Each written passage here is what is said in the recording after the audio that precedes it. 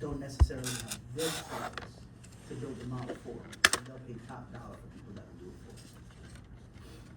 for. By the time you get a PhD in engineering, half of the people who get PhDs in engineering will work in something else in engineering, because if you could do the math for a PhD in engineering, you could do the math for anything. Literally. Literally. If you could solve partial differential equations numerically, you could write your own ticket. You're speaking Greek to me. I know differential equations. My cousin's done it in copy, and I'm like, that sounds all Greek. I'll just, you come model for me and we'll go start a private equity. It doesn't have Greek in it, that's the funny thing. Some are easy. Parabolic ones are easy because you could start with it's all boundary layer stuff. But elliptic and hyperbolic, you have to do a finite element type process or a finite difference process, because you need to know everything at one time, so you got to solve it all at one time. That's the difference. Professor Hayes can speak to that better I'm than- sure. better than I can. He's got his PhD. So, okay, I don't. so is he the type that if he has the PhD in math, he treats you like an idiot if you ask him? No, he's a a streetable person as you'll ever meet. Yeah, he's Sweet. He's very, very, very chill, very good guy. Awesome. 'Cause I That's mean, how, he's why I'm here, like, we work together, and then he asked if I was interested in, doing this, and I co-teaching the class with him, I jumped at the opportunity. Sweet. He likes his Python. You like your R. I know, he's a Python. I'm He's looking actually, forward and to- he's also like a C and C++ guy. I'm looking forward to the Python stuff. I wanna. Oh, come on, ours not so. No, Give it a shot. the only way I'm gonna understand as much as. And as a lot can of, with like I Python. said, a lot of the concepts, it's the syntax and some of the, I don't know, they call it syntactical sugar, some of this, that, like, R has a couple of things that make things a little bit easier. All right, I'm gonna record this, and then I recorded it last time, and I didn't have my mic set up correctly. And Yeah, I kept it on was a- breaking it in and out. It was a rough lesson, so hopefully I tried to put it a lot closer to my face in case, somebody really wants to listen to this, so. I did listen to it. You did? And it was rough, right? It was, but I rough. followed along. I listened to it for about 5 minutes and I was like. I won't. I also won't ask as many questions. I heard myself too much of the mic. I'm gonna be quiet and just listen. That's okay. Okay, so I'm just going to, I'm sorry, I don't know anybody's name. But you- Jose. Jose, I was telling Jose that I'm apologizing ahead of time. I feel like I might be, stay away from me, I'll stay up here, you guys stay over there. I might be starting a little something up here, so I'm gonna try to fight through it as much as I can, and we're gonna do it. So tonight is a little bit of this is a very important sort of concept in modeling.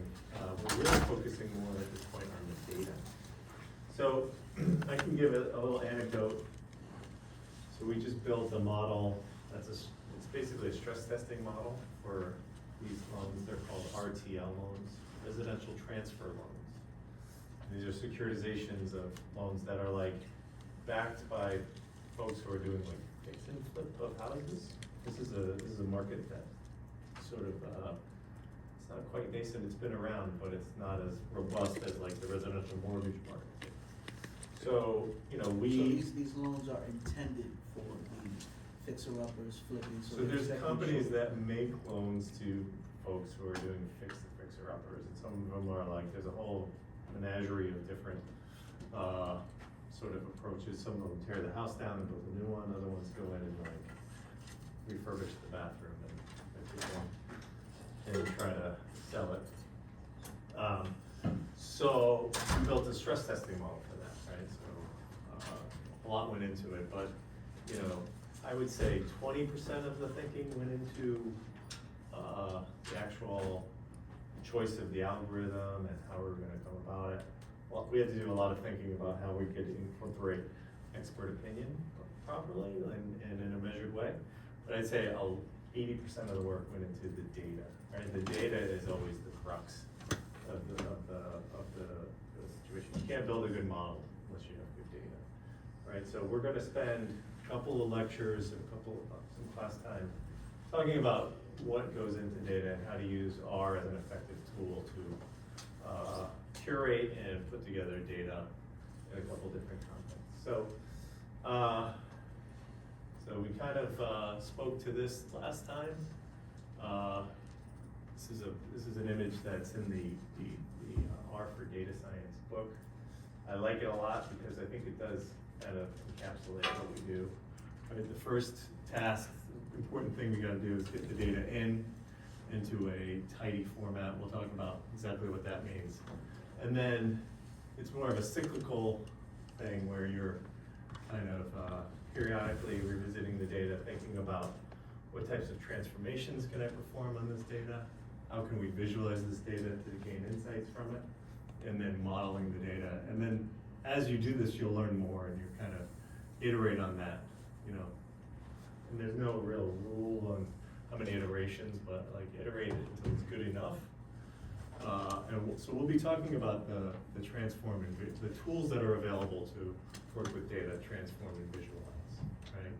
So today is the visualize and transform data. And then, so we'll do that tonight and then next week.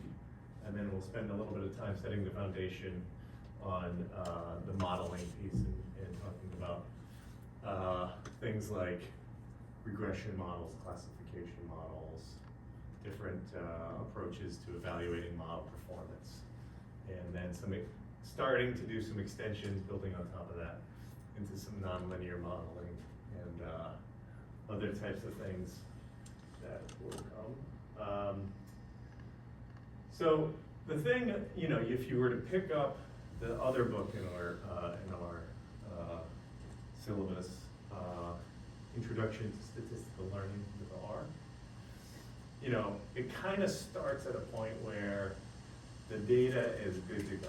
And they're gonna have sample data sets in there that are curated for you and ready to go. And it's like, in the real world, it's never the case that happens, right? So the assumption is that your observations are well defined, your variables are clearly represented, and like, we're ready to build a model on this. So like in the example I was giving for these fix and flip loans, you know, we collected loans from 9 different issuers in all different formats, Excel, on the separated values. In the real world, you probably would be interacting with like more database type thing. If it was an internal data set, you'd be interacting with a SQL Server or, you know, Oracle. Nowadays, Snowflake and MongoDB are kind of the names you might hear there. But in this example, it was a lot of Excel spreadsheets, and each one has its own, you know, we kind of mailed out almost a questionnaire. Here, can you fill in these, can you give us these explicit fields? And like, people sometimes follow our request, and sometimes they just send us what they got. So there was a lot of work to be done to kind of collate all that stuff up, to evaluate, like, if this guy's telling me this value, this column, is it the same as what another issuer has told us, right? So, long and short of it, it's never like this, right? So we had a lot of work to do, and it was very messy, getting all that in there. So, you know, what this course makes explicit is that, you know, you kind of need the skills to make your data tidy. We'll talk about exactly what that means, interpretable and constructed with intent. And then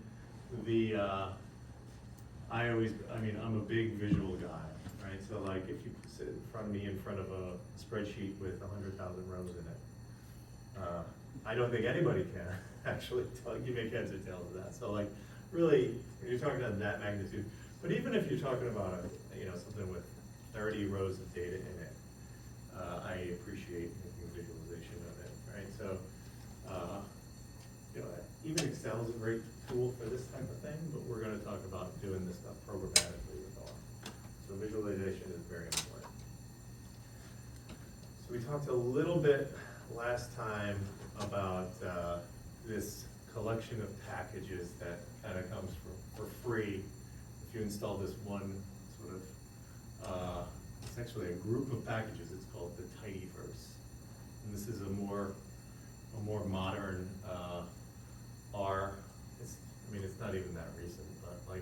there's almost two schools of thought. There's like school of thought that really leans into this type of stuff, which I'm on board with, and then there's like another school of thought that really deals with more of the tried and true old school R stuff. We're gonna be looking at a lot of these packages in the tidyverse. So you kind of get a whole suite of packages, but each one is somewhat aligned with some of the, you know, we looked at that modeling sort of workflow earlier, and you can see that a lot of the packages that you get when you install this are strongly aligned with what you would typically do in a modeling effort. So you've got a lot of packages that help you get your data in the first place. And these can interact with Excel spreadsheets or, you know, text-based imports.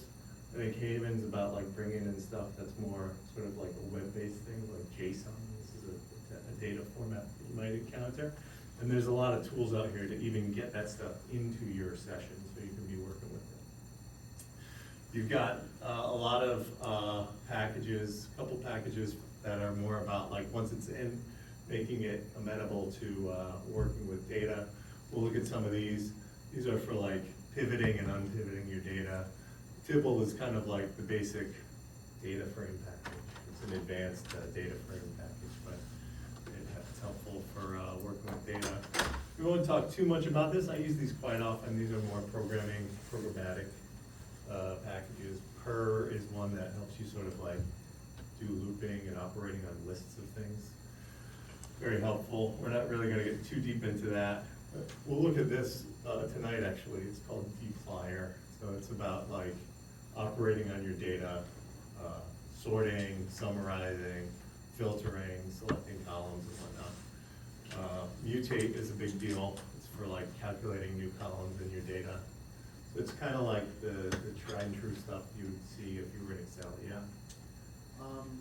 Just to make you aware, it doesn't seem like any of the images are in the PDFs that are on. Ah, okay. I might have to redo those PDFs because yeah. Okay, thanks for the heads up. Mhm. Actually, the PDFs last year were even worse, so we're taking baby steps Okay. in the right direction here. Sweet. We'll see what I have to do to get these images in there. Okay, but thanks for that heads up. Mm-hmm. We're also gonna get pretty deep into visualization here. And then these are a bunch of packages you have for dealing with specific data types.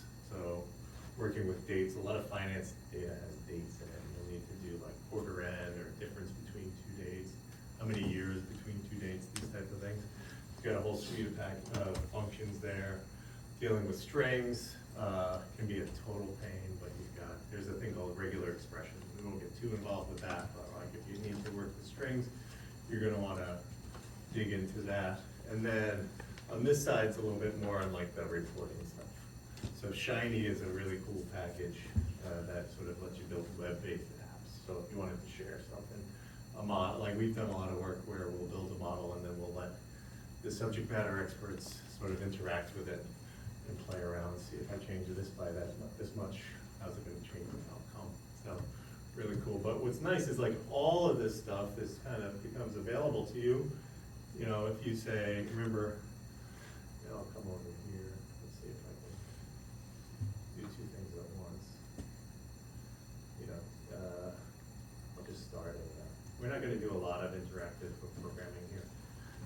But like, you know, remember last time we said, you install a library or a package, and then so step one is, you would go to tools, install packages. You need to install it first, but once it's installed, you have it available. If you install the tidyverse package, you would run that line and hit Control or Command Enter. It kind of loads all of these packages, dplyr, ggplot2, and all of these. So they kind of all come as one thing. You don't have to install them piecemeal. I will say that like sometimes that's really great. Other times it can be a lot of overhead. So kind of depends on what your context is, but for now, for everyone in here, it's very okay to just sort of install tidyverse and then attach it here with this library command. And you get like the whole suite of things. So it's called an opinionated collection, so there's some decisions that have been made in how it works, that once you kind of get on that wavelength, you're kind of good to go. And it's kind of a verb-based approach, right? So you kind of end up, after you get used to it, you start thinking about like, well, what do I want to do? And a lot of the functions are kind of like in line with those types of things. It is definitely designed for data preparation and exploration. So it's a little redundant, I apologize. So this is kind of what we're talking about when we're talking about data. You know, you kind of can think of it as tables of data that have rows and columns. Typically, each row kind of represents a single observation, right? In the sort of finance context, lots of times this is an observation of something over time, right? So you would have associated with that row would be a point in time. Each column represents a variable, and we'll sort of see some of that tonight. Now what's important here, and this is, you know, we did talk last time about, drawing a blank here, supervised versus unsupervised learning, right? Where we said that like in a supervised learning context, you're trying to predict something that you've observed. You have an outcome that you're trying to predict, right? So I'd say the vast majority of things that I work with are supervised learning, and I typically will have an outcome. So the outcome could be something like, did this residential mortgage default, right? That's what I'm trying to predict. Did it default? Sometimes did it prepay? That's another event that I'm trying to kind of deal with. So the outcome is the target variable. Sometimes it's called the Y, like the letter Y of what we're trying to do, and your data will have that as one of the columns in there. But what, you know, these are new slides, so I might revisit this. A bit redundant, but it's sort of like, you read the book, and in a lot of these modeling contexts, you know, you're working with these sample data sets, and it doesn't really sort of give you the wherewithal about like how we got there. So how are the observations defined? How are these variables constructed? A lot of times, these things can be calculated, and how the data sets are assembled. So in the example I was given earlier, you know, we had 9 massive, gnarly spreadsheets with kind of a common theme, but you know, in a particular column that we requested, sometimes it was empty, sometimes they were using their own internal codes, so we kind of had to go back and forth and figure out exactly how to deploy that stuff.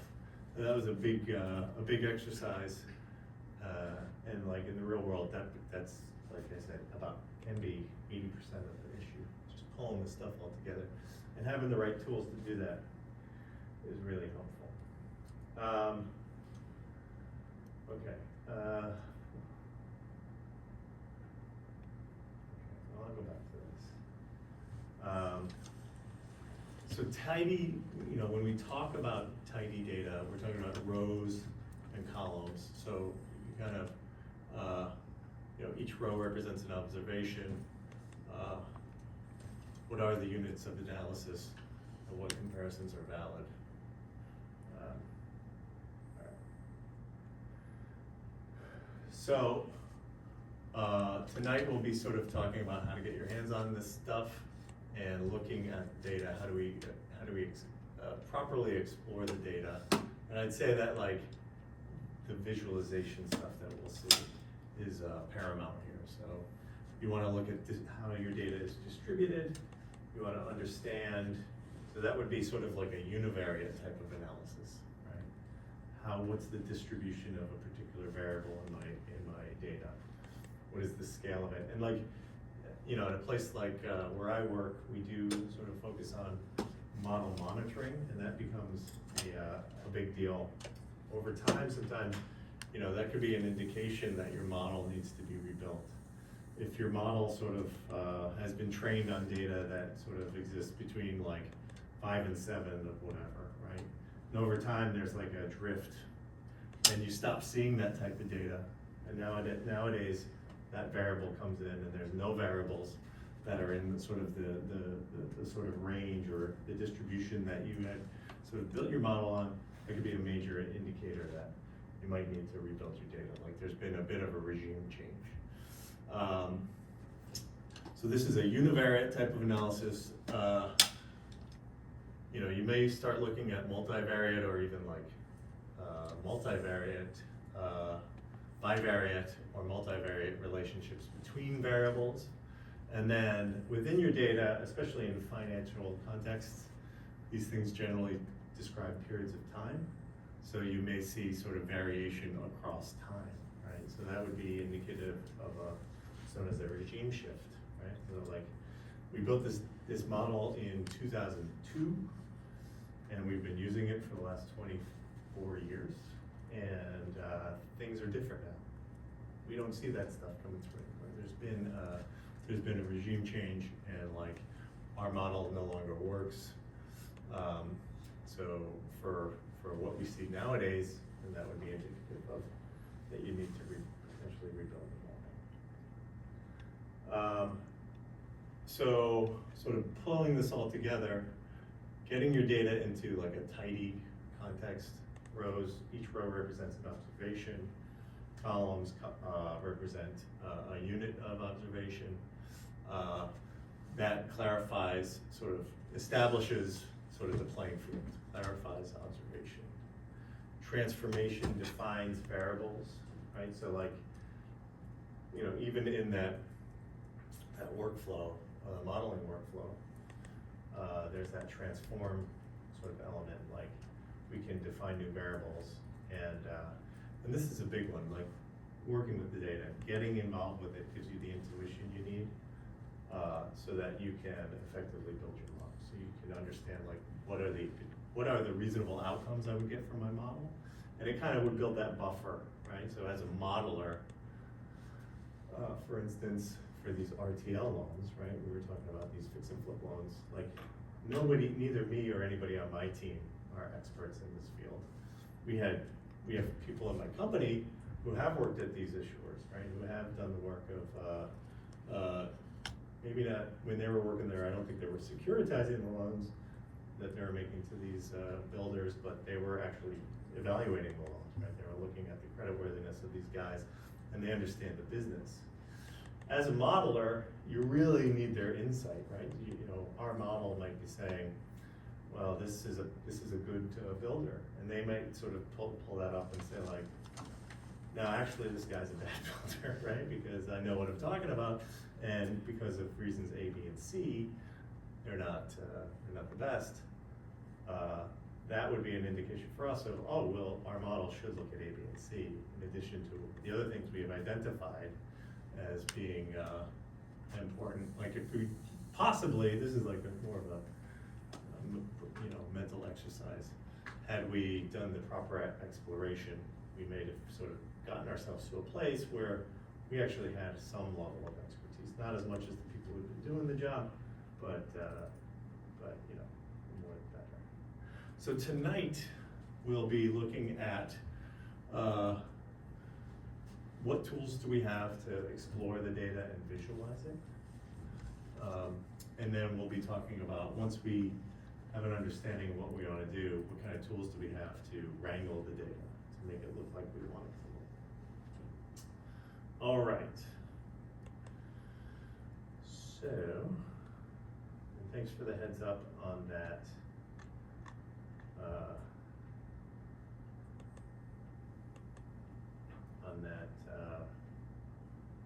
That the images don't show up in my slides. Kind of bummed by that. I'm sure there's a solution.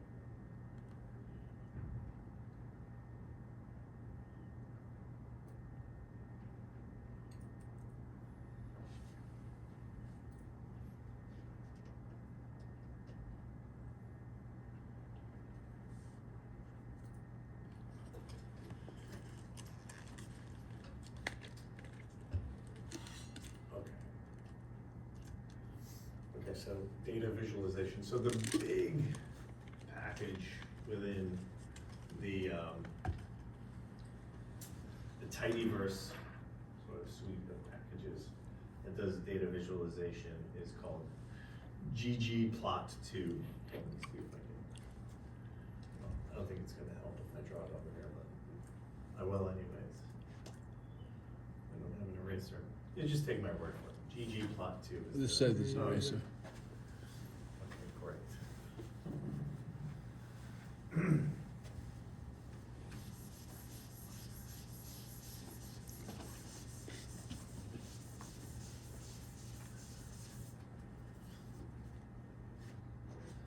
So yeah. ggplot2. So actually the guy who wrote this package is the chief data scientist for this company called Posit, who's formerly known as RStudio. His name's Hadley Wickham. He wrote the book, R for Data Science, that is part of our syllabus.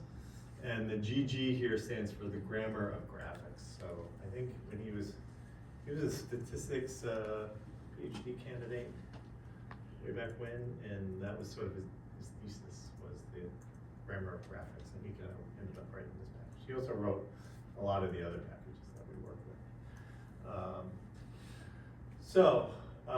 We kind of already touched on this though, but in order to load our packages that we're going to be working with, we execute that single line of code, library tidyverse, and this one line of code loads a bunch of packages that are just really fundamental and useful when you're doing sort of any sort of data analysis.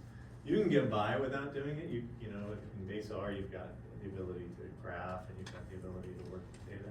It just kind of facilitates it, makes it a little bit easier to think through. And then, you know, as we saw, it also tells you which functions from the tidyverse conflict with functions that in base R or from other packages you may have loaded. So like, if we go back here, you can see in my console, right? I executed the line library tidyverse. It told me what it loaded, and then it told me that now that I've loaded this, there's a couple of functions out here that aren't gonna work maybe as I would expect them to. So the two are filter and lag. If you have other packages out there that you may have installed, you just might wanna know, because you're loading such a large footprint, all these packages might have functions and they might sort of overwrite some of the ones you might already have around.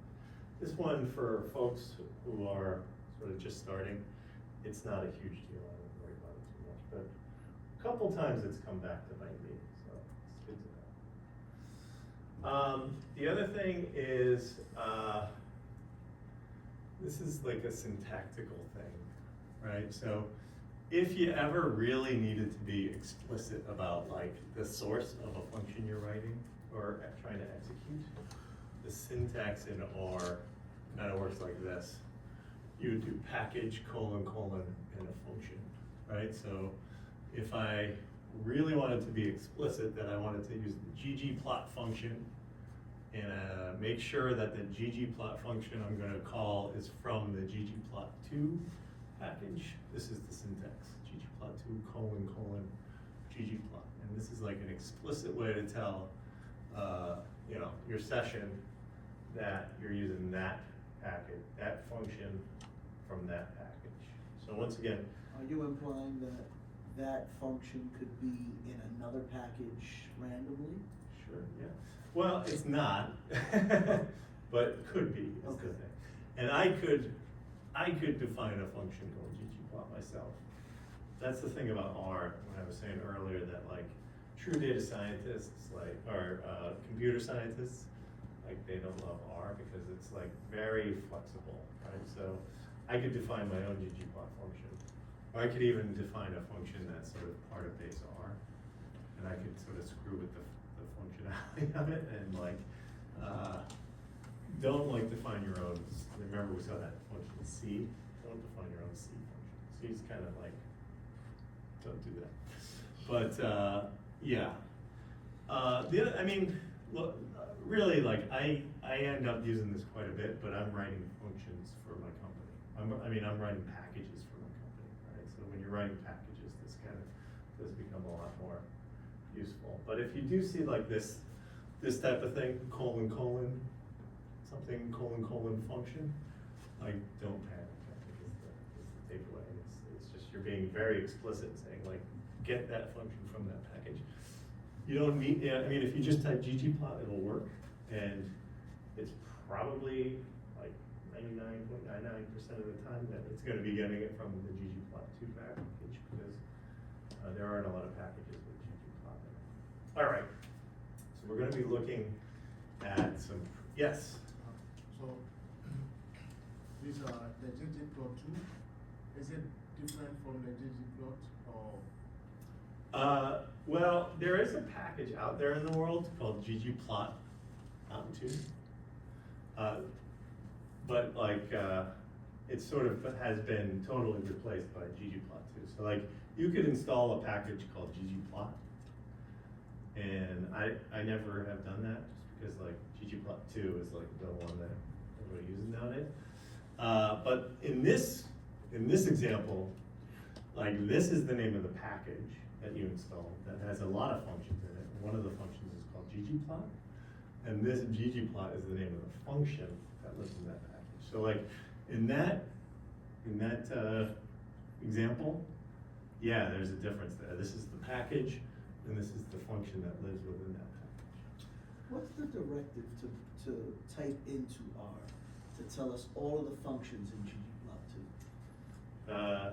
You could do, yeah, you could do question mark in the console, question mark ggplot2, and it should give you sort of like a kind of a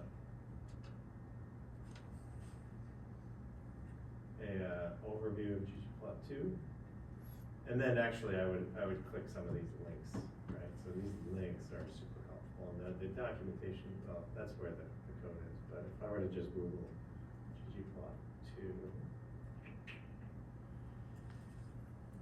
and I'll show you, yeah, so here, there's like a web page of this.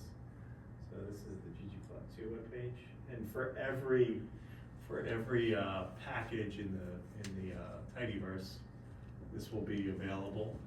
You see that cheat sheet at the bottom? That's got everything on it for. Well, that's what I was going with. Yeah.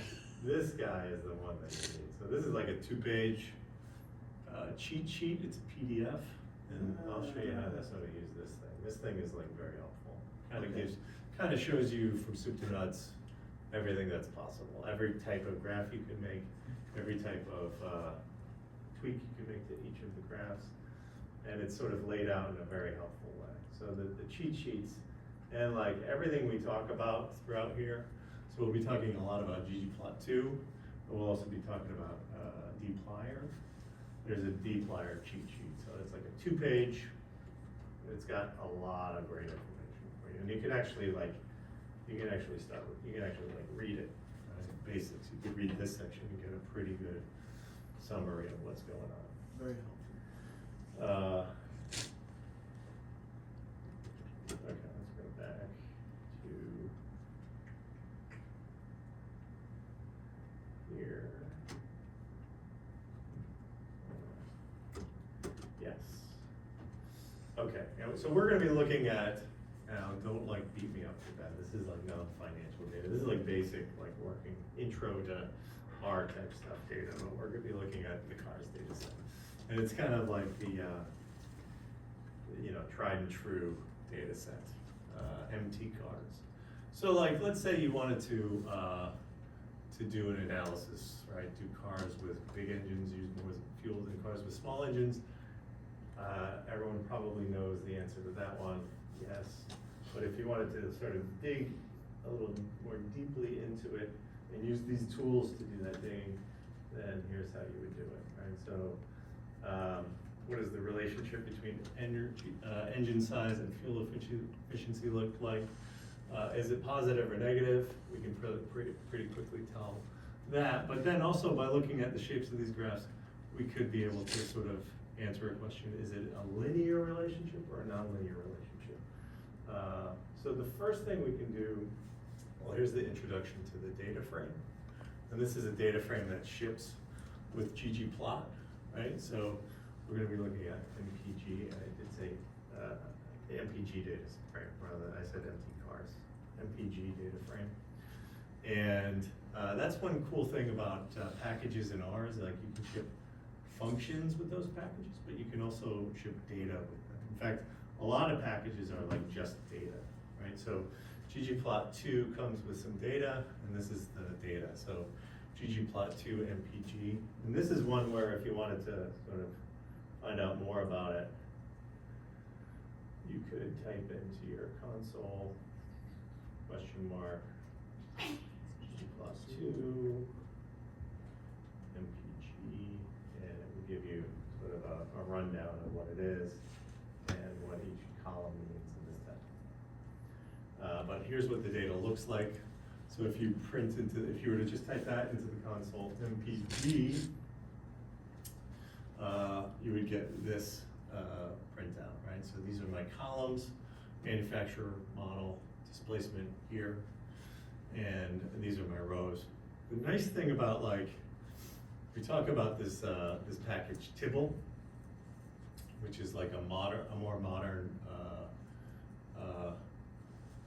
implementation of data frames.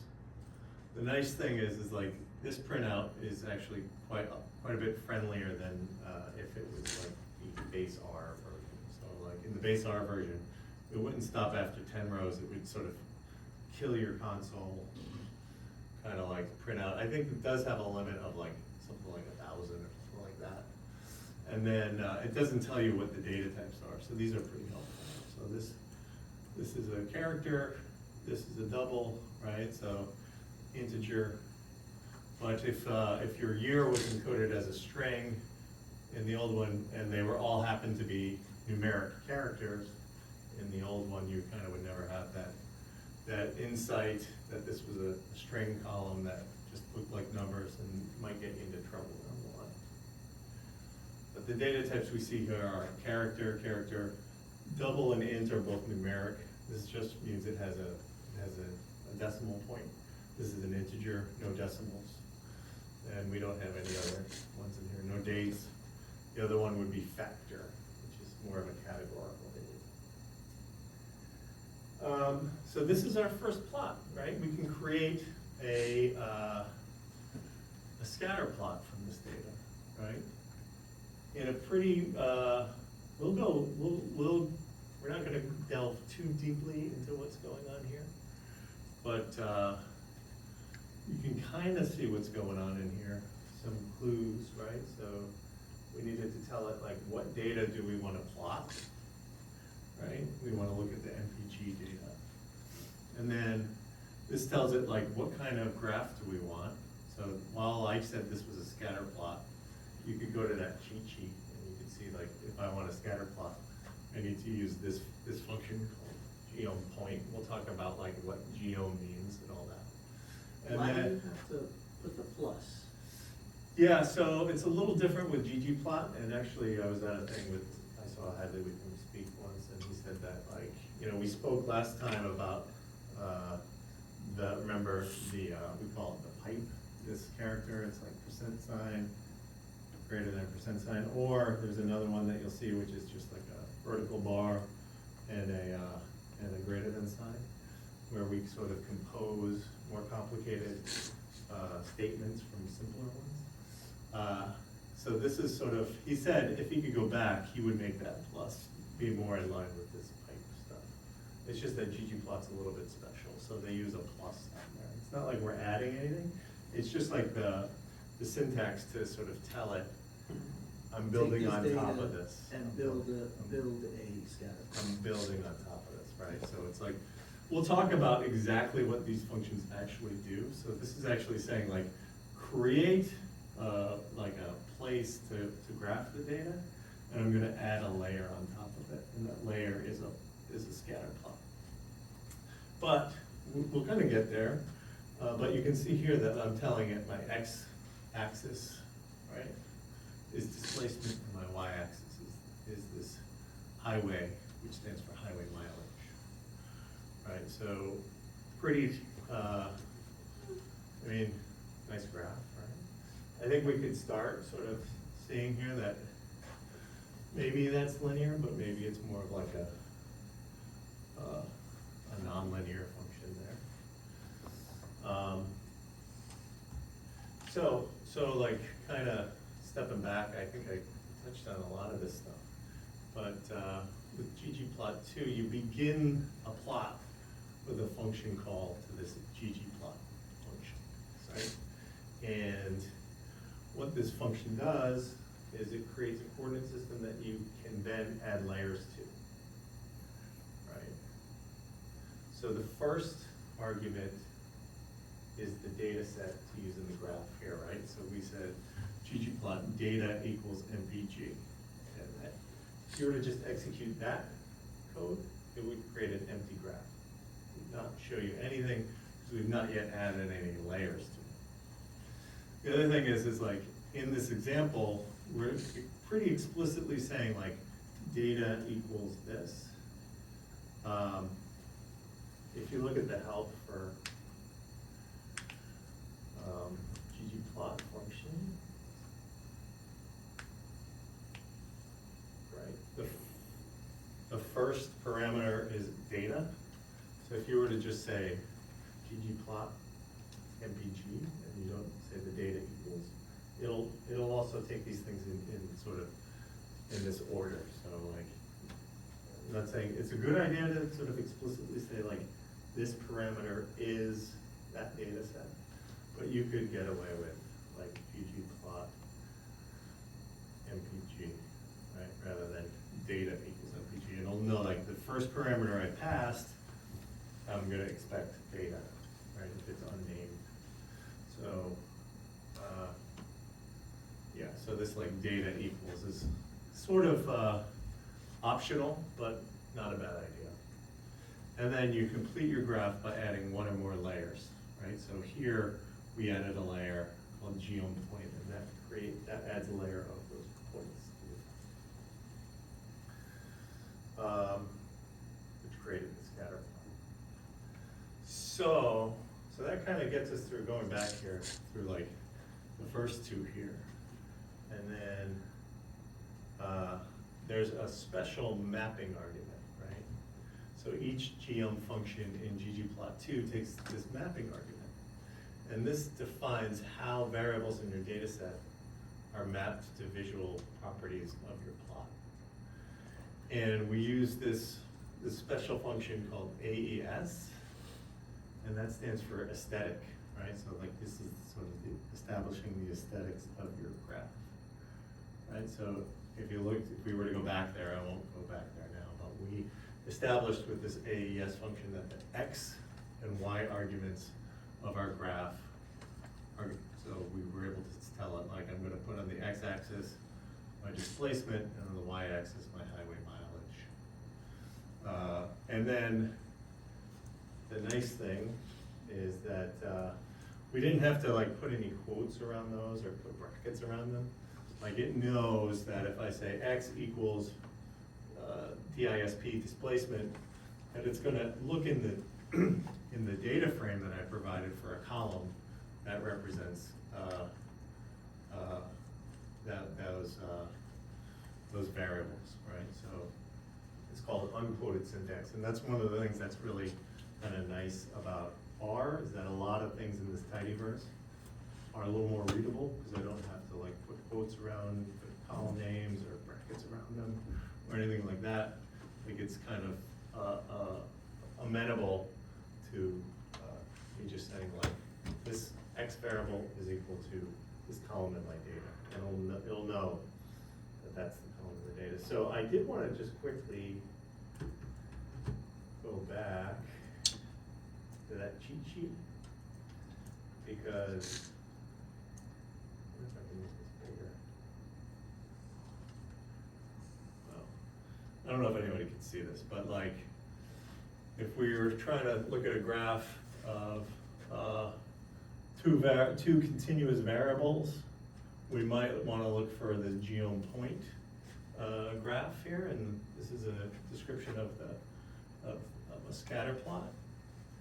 And this lists out all of the potential things we can set with those aesthetics. So we can set the X values, the Y values. Alpha kind of speaks to the transparency of the points. So we can make those transparencies dependent on values in the data.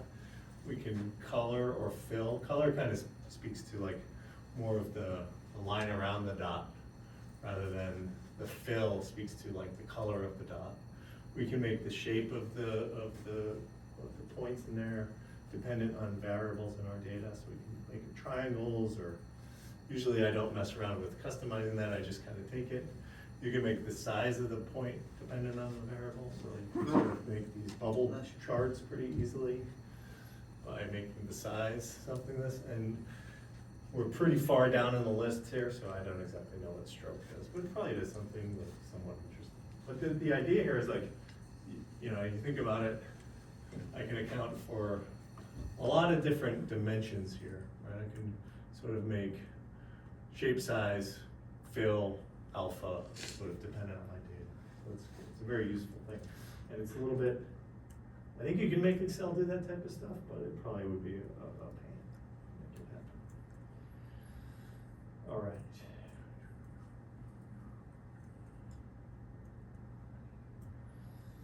All right, so the mapping argument. So the only thing you gotta remember though is like this AES thing. So you gotta wrap those, how you're defining and assigning those variables in your data to those different sort of aesthetics, X, Y, shape, size, fill. Those kind of get wrapped in this AES function. So even to this day, I sometimes make that mistake. So you might say, lots of times I'll type ggplot, my data plus geom point, and I'll just say X equals this, Y equals that. And it's like, no, you didn't do it right. You have to wrap those aesthetics in that AES function. So this is kind of the template that we use, right? So we say ggplot data, and then some geom function, and then we establish the mapping with this AES mappings. And we'll go through sort of some of these things, right? So like here's a, so let's look at this plot. This is the same plot we were looking at earlier, right, of these ones. And maybe it's the case that like these points have something special going on, because it seems like if there's like a nonlinear relationship going on here, that these might be some sort of like outlier, or sort of, there might have to be something explained there. They seem like they have conspicuously high mileage for engines that have such a high displacement, right? So the red points seem to fall outside, well, it's saying it's a linear trend. I can see that as being kind of linear. Maybe it's got a little curve to it. But they have higher mileage than you might expect. So if we were to build we'll talk about like model performance and how linear models work. If we were to fit a best fit line to these points would sort of be far away from that line. And if we were to fit a line to all of these points might actually like really influence the shape of that line. Not the shape, the line's the line, but like where that line is, right? So these might be highly influential points. So we might want to dig a little bit more deeply into those. Can we explain what's going on there? So this is kind of the nice thing about this, right? Is like we talked about these aesthetics. We have X and Y. We can add a third aesthetic that's driven by values in our data, right? So we could add, since class is a categorical variable, so the values in that variable can only take one of these potential, they're called levels, right? But it can only be amongst those values. We can use that variable to help us color the points in our graph, right? So we could just simply add to our aesthetics a color mapping pointed at that class variable, and then all of a sudden we can kind of see that, well, these weird outlierish sort of guys, points, do have something special going on with them in that they're two-seater cars, right? So they're probably very light cars with big engines that don't get that bad mileage, right? So helping to explain what's going on in our data and helping us understand if we were to be building a model, what we might want to be thoughtful of, right? So not all of these things are equal. And it's like it's not even a line of code, it's like an extra thing. And like I said, yeah, that cheat sheet is super valuable because it gives you all of the possible options of what you could do. Right, so if you didn't like, well, you could get tricky and start picking your colors, or you could have like a template. You know, if your company has a template, you could assign that. But, you know, if you didn't want to see them in points, you wanted to see them in like triangles and squares and shapes, it's pretty easily accommodated. Okay, so this one is actually super, I would say a differentiator from Excel. Like Excel's a great tool. I'm not trashing Excel. I think a lot of people who work with Python or R do a lot of trashing of Excel. I think it's a great tool. A lot of people at my company use it and they're like experts in it. But this is a differentiator from Excel. So Excel's really good at graphing, really easy to work with the data, put it in there, create a graph.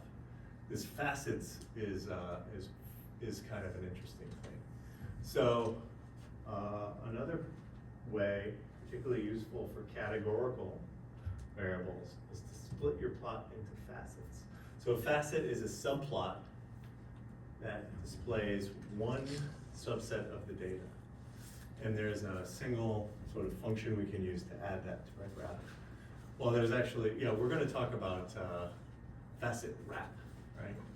So to facet your plot by a single variable, use facet wrap. So the first argument of this is a formula.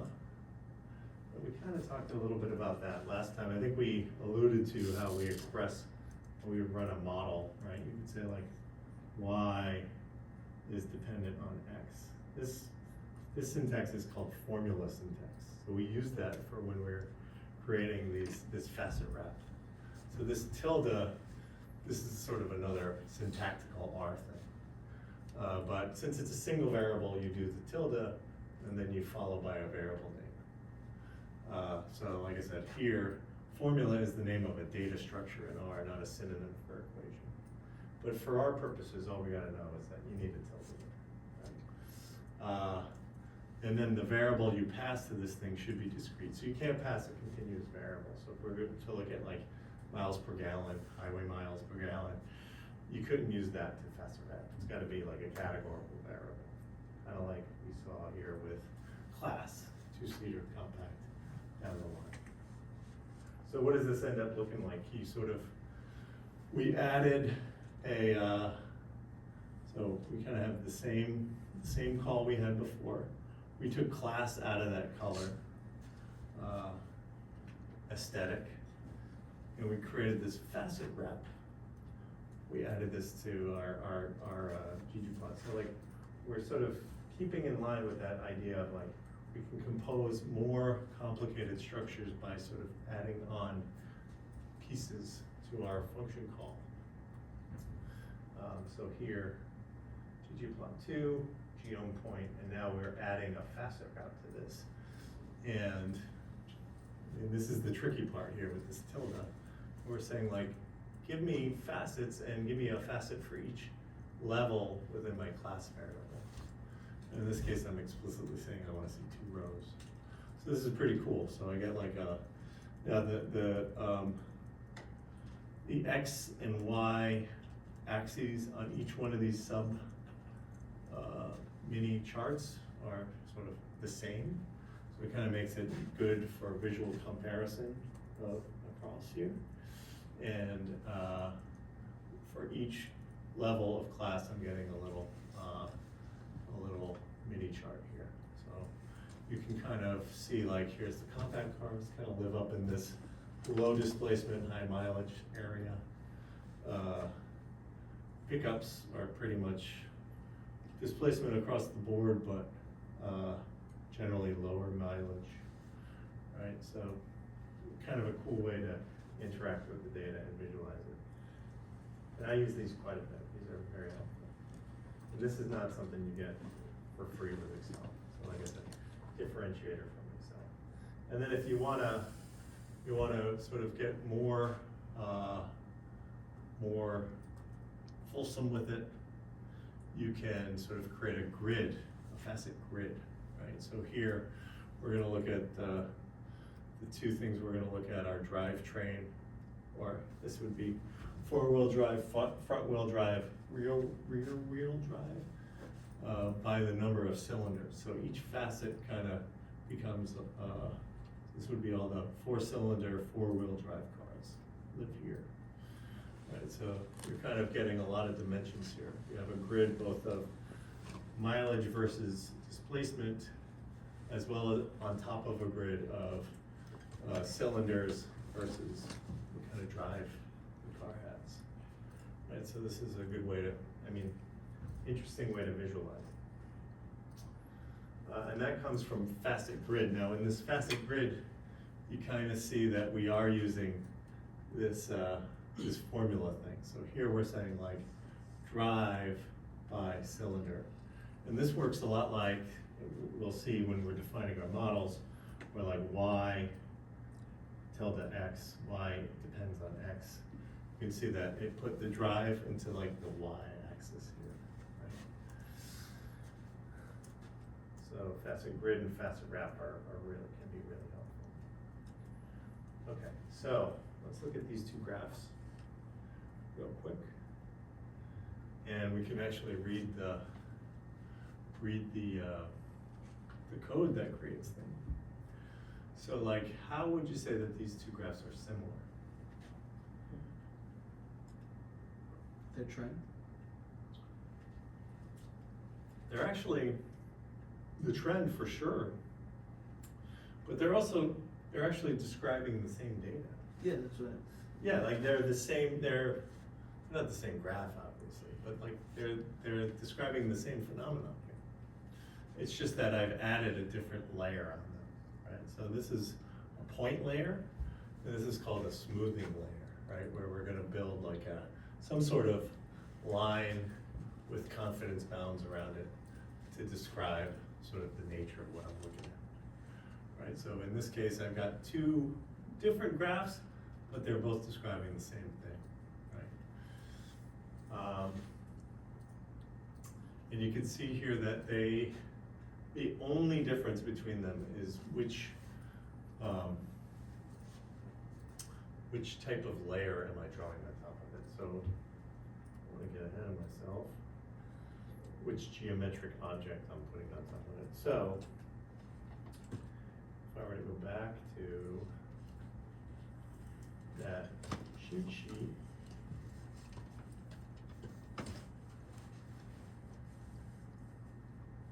right, you can see here that like within if I've got two variables that are both continuous, like my displacement and my highway mileage are, I have sort of a menu of different geometries I can put on there, right? So I've got a smoother there. Text would sort of be the, if I wanted to draw a plot with points but with letters instead. Smoothing here. I could do like this rug graph where it kind of shows me on my margin where the data lies. And then sort of the way this is broken out is like, well, if I want to do univariate analysis on continuous variables, what can I look at? I can look at bar histograms, density plots, or if I've got one discrete and one continuous, I've got a couple different options. And we'll actually cover some of those tonight. So that each plot, this is the answer to the question, what are those things? Each plot uses a different visual object to represent the data, right? So we say these are using different geomes. And we just sort of looked at the menu of what geomes are on the menu, depending on what kind of data I'm working with, right?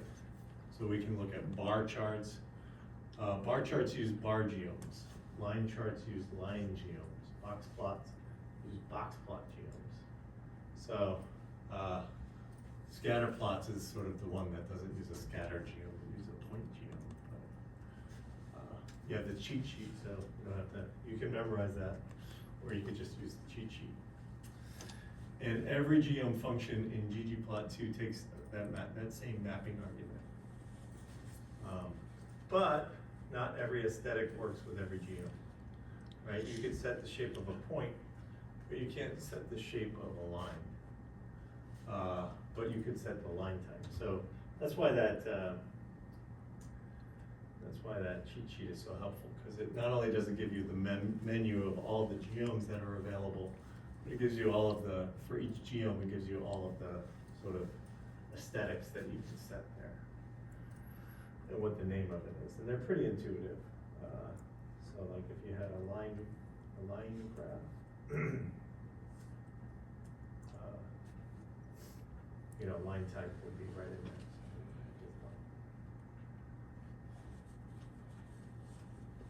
So, anyways, we can get back to that. All right. So here, let's sort of look a little bit at this geome smooth, right? So geome smooth will draw a different line with a different line type for each unique value of the variable that you map to line type. So, you know, on this chart that we saw earlier, I wasn't giving it any type of information about how to map this line type. So it was drawing a single line, single smoother line through all of my data. But if I were to tell it to draw a different line type based on drive, I would get this somewhat noisy, but maybe informative graph. That would show me like this solid line are all my four-wheel drive cars. This like smaller dotted line is front-wheel drive, and this big one is rear-wheel drive, right? So it kind of did the work of grouping them into their distinct groups. Also, you can see here that I get a sense of like the range of displacement for each type. So I can see that I really don't have many front-wheel drive cars with a large engine displacement here.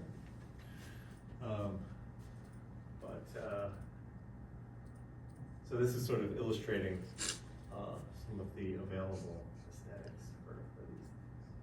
Or I could color by these things. We can make it clear by overlaying these lines on top of the raw data. So here's a case where I want to have the points that are sort of associated with this. I want to have my smoothing lines drawn for each level of drive, and I want it all colored appropriately. And it's I'm sort of double dipping on this drive thing. So not only am I grouping by this drive, but I'm also coloring by it. So this is kind of I think I'm a little bit hurt by the comparison of this chart to the other one, because the scale's all different, but they're the same chart. It's just on this one I've colored and I've added the points for each level of drive. And like I was saying, you can see like the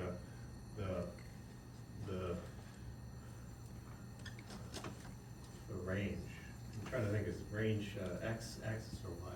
It's either domain or range of where all of the displacements live for like front-wheel drive cars. Okay, so kind of stole my own thunder here.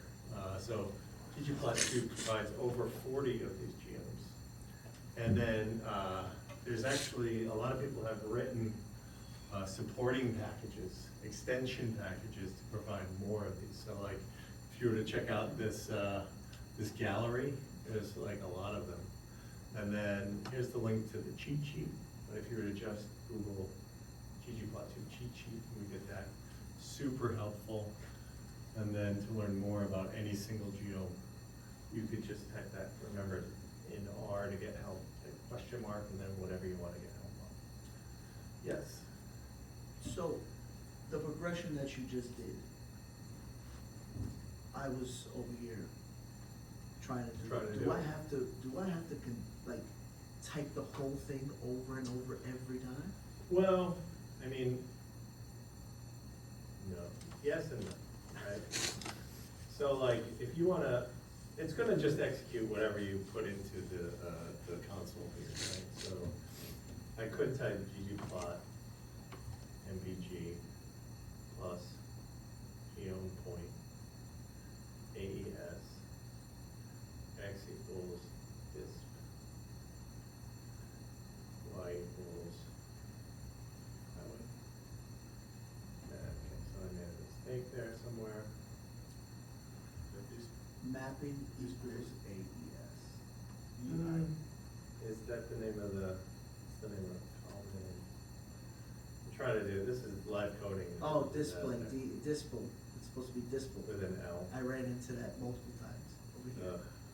Sorry about that, so, DISPL, yeah, it's very, I mean, you gotta type the right thing, so it's gonna be, so I can get that plot. And then, if I wanna do it again, one thing I could do is I could hit the up arrow, and I get that, I guess, what I just typed comes So back. every time I did that, and maybe it's cause I'm hitting the wrong keys, it always created another line. Well, yeah, so ggplot, let's do this again. And let's say I hit enter here, plus, and then enter, so it's Yeah, like- see, it kept on doing that. And then if I say, geom point, and then AES, x equals disple. If I hit up, oh yeah, you see, it's gonna kinda, yeah, so it'll only do one line. What I was gonna say is like, you're probably best off just creating like, in your file, viewer sort of region up here, like creating a new R script and like typing it in up here, right? So I copy what I pasted down, what I typed in down here. It's gonna have a plus sign there. It's gonna have an extra plus sign that I can just get rid of. Right, but, you know, if you wanna iterate on this, I would put it into a file here. And then if you wanna run it, you hit that command enter or control enter on a Windows machine. And it'll kind of send it to the console. So if you wanted to iterate on it, you could sort of edit this thing up here. You know, maybe I wanna do color equals. And what's nice here, you kind of saw that like our studio got kind of smart about, kind of did an autocomplete thing here. So I said color equals D, and then I hit tab, and it's gonna tell me all of the things that it thinks I might be talking about. And one of the things is, in the MPG data frame drive, I might want it. So, yeah, so I would say, Instead of hitting enter, hit a lot of tabs. I would say, oh geez, I'm sorry, you gotta hit control enter, and enter. I would say like, use the file viewer there if you want to do iterating. And then, you know, you do end up doing sort of like the up arrow thing. So those are two like kind of tricks. Like, they're not really tricks. They're just okay.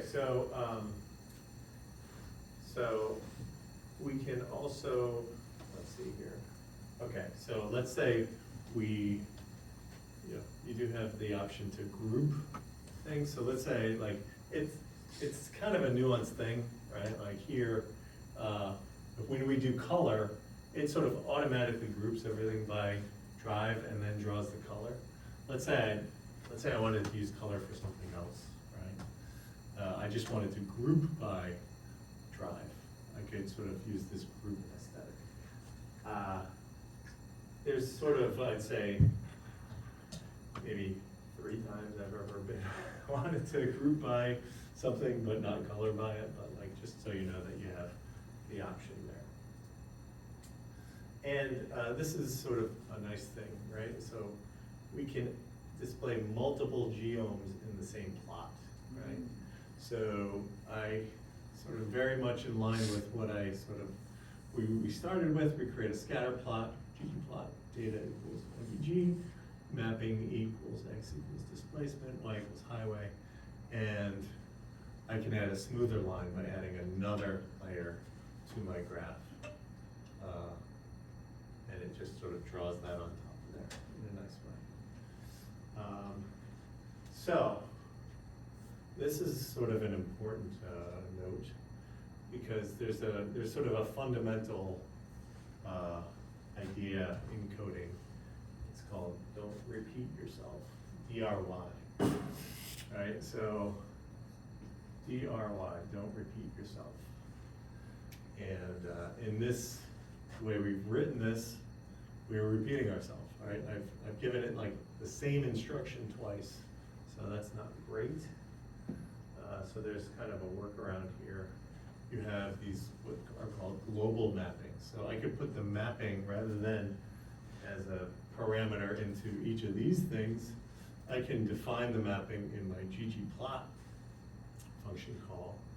And then it's a global mapping, so it's sort of like everything down here inherits from that global mapping, right? So you can avoid that type of repetition by setting mappings in. You're writing that in your notepad.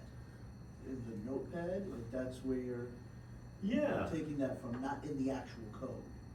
I don't know if I understand the question. So, when I was typing the code, and I would kept on, like down here, Yeah. those snippets that you're taking them from up here. Yeah, I would be writing that stuff up here. Like I would Okay. have like I would have a code file. Lots of times I'll just start workspace.r. I'll just start typing stuff in there, and you can put that code up there, and then to send it down to the nothing runs up here. This is just like a file viewer type of a thing. But if you want to get your code from here down into the console where stuff happens, you hit that control enter and it sends it to the console. Got it. But like these global mappings are good.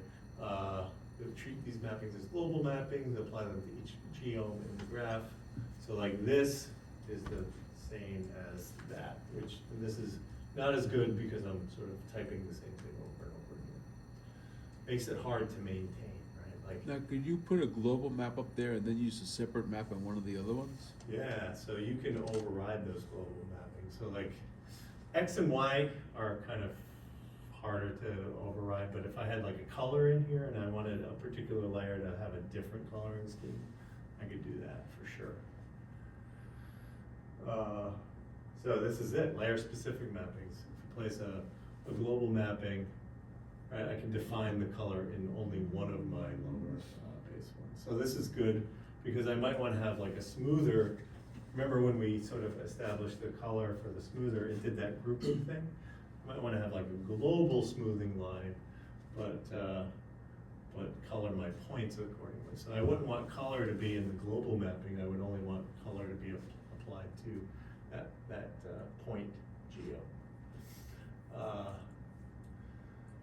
And so like to extend or overwrite the global mappings. So it can be pretty useful.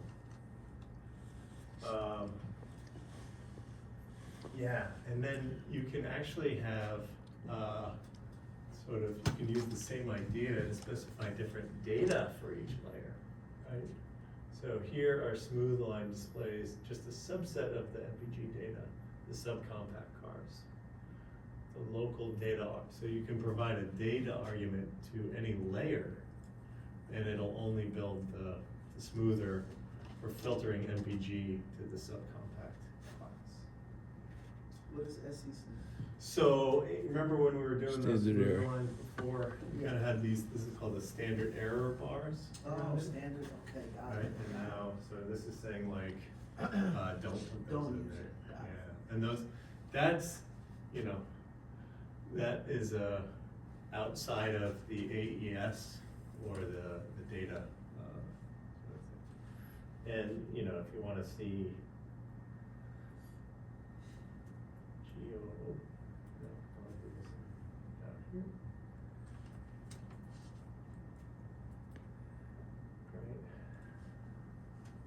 Right. You have sort of this gives you all of the possible sort of parameters you could pass. So like, Method is probably telling it like what kind of smoothing line do you want me to build, right? So it's probably, it'll tell you like, yeah, so it's actually doing something tricky, right? So it's gonna like pick one, so like, how does it, what algorithm is it gonna use to draw that line? Kind of detailed here, so it's using, it's low S is the name of that, which is a, sort of an algorithm for smoothing. Okay, so yeah, you can pass subsets of your data into only one layer. All right, so that's sort of scatter plots and smoothing lines talk about like if both of the things, I want to do a comparison between two things that are both sort of continuous. Here, this is a univariate sort of a chart here, right? So the following chart displays the total. Okay, so we're looking at different data. This is diamonds. Fine. But here, the following chart displays the total number of diamonds in the diamonds data set, grouped by cut. The chart shows that more diamonds are available with high quality cuts than low quality cuts, right? So there's more there than here, right? So this is what's known as X is a categorical or factor variable. And this is like a univariate type of a chart of how to visualize data that is categorical, right? So if I were to go back to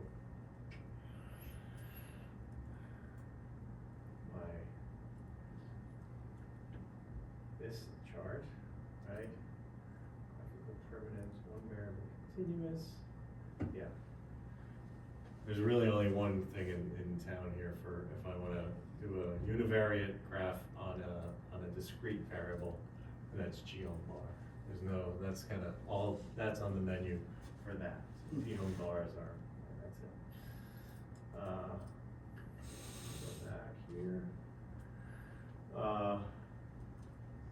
So this is a geobar, right? So on the x-axis, the chart displays cut.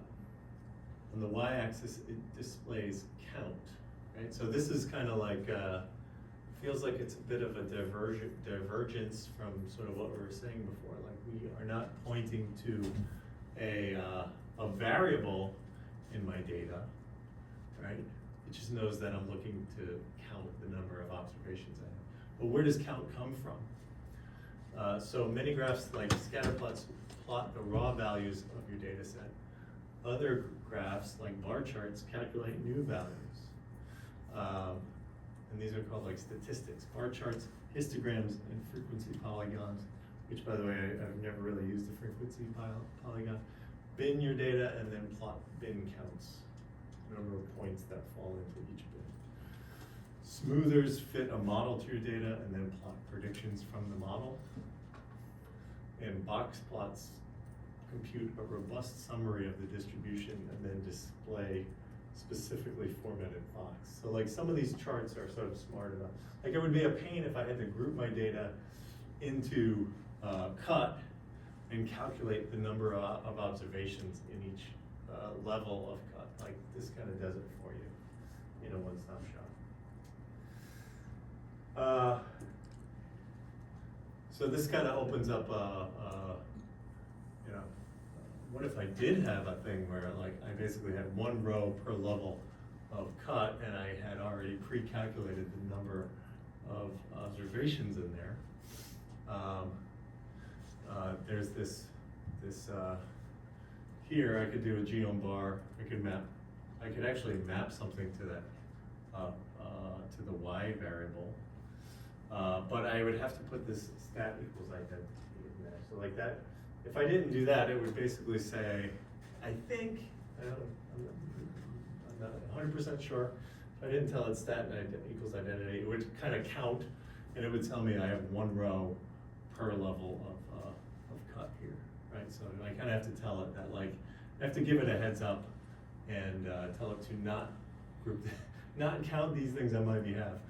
and tell it like, I'm explicitly telling you that I have calculated the number of observations in each bucket. And that's that stat equals identity. Okay, that one is one where like, I usually have to look that up if I sort of am in this situation, right? So I kind of forget how that, in practice, how that works, but that's how it works. So, you know, once again, if I were in R Studio here, I could do question mark, geom bar, yeah, geom bar. And, you know, I bet you I would have to read the description of what's going on with that stat. Override the default connection between geom bar and stat count. Okay, so it's sort of like, probably have to read that 3 times before I understand that, but it's kind of, it's gonna automatically count how many observations you have, and in order to like override that, you can tell it stat equals identity. This was, you can color a bar chart using the color aesthetic. This one is not super useful because it kind of colors the box around it. So these all look like, to me, from across the room, like a bunch of gray bars. So I would say that color isn't always the best one, but fill is one that ends up looking nice, right? So I can color these things by fill, right? And it's not super useful because it's like I'm already binning by these variables. But if I were to, you know, choose a different variable, like clarity, right? Now I'm getting sort of these stacked bar charts, which could be useful, right? So like I get to compare how many overall counts do I have across the 5 different levels of this variable, but then within I'm also able to see how it kind of the distribution of the data within each variable across this clarity variable, right? And each colored rectangle represents a combination of cut and clarity. So, yeah, you can kind of see that probably the biggest grouping is that one, right? Where ES2 and ideal, right? So, and then the stacking is performed by the position argument specified by position adjustment specified by the position argument, right? So you do have other options here: identity, dodge, or fill. So if we were to sort of use a different option for that position argument, we could sort of normalize these charts. So we are kind of throwing away some visual intuition there because we don't have any sense that like that this fair bucket is way smaller than this ideal bucket. But you can sort of compare across these things to see about like, are these things similarly distributed within the class across the different classes, right? So we can see here that like actually these things do have different distributions within the class. So this kind of, the count now, rather than being like an explicit number of observations, it's kind of normalized to 100% within the class. So this can be a useful way to sort of look at your data and think about it. Like I said,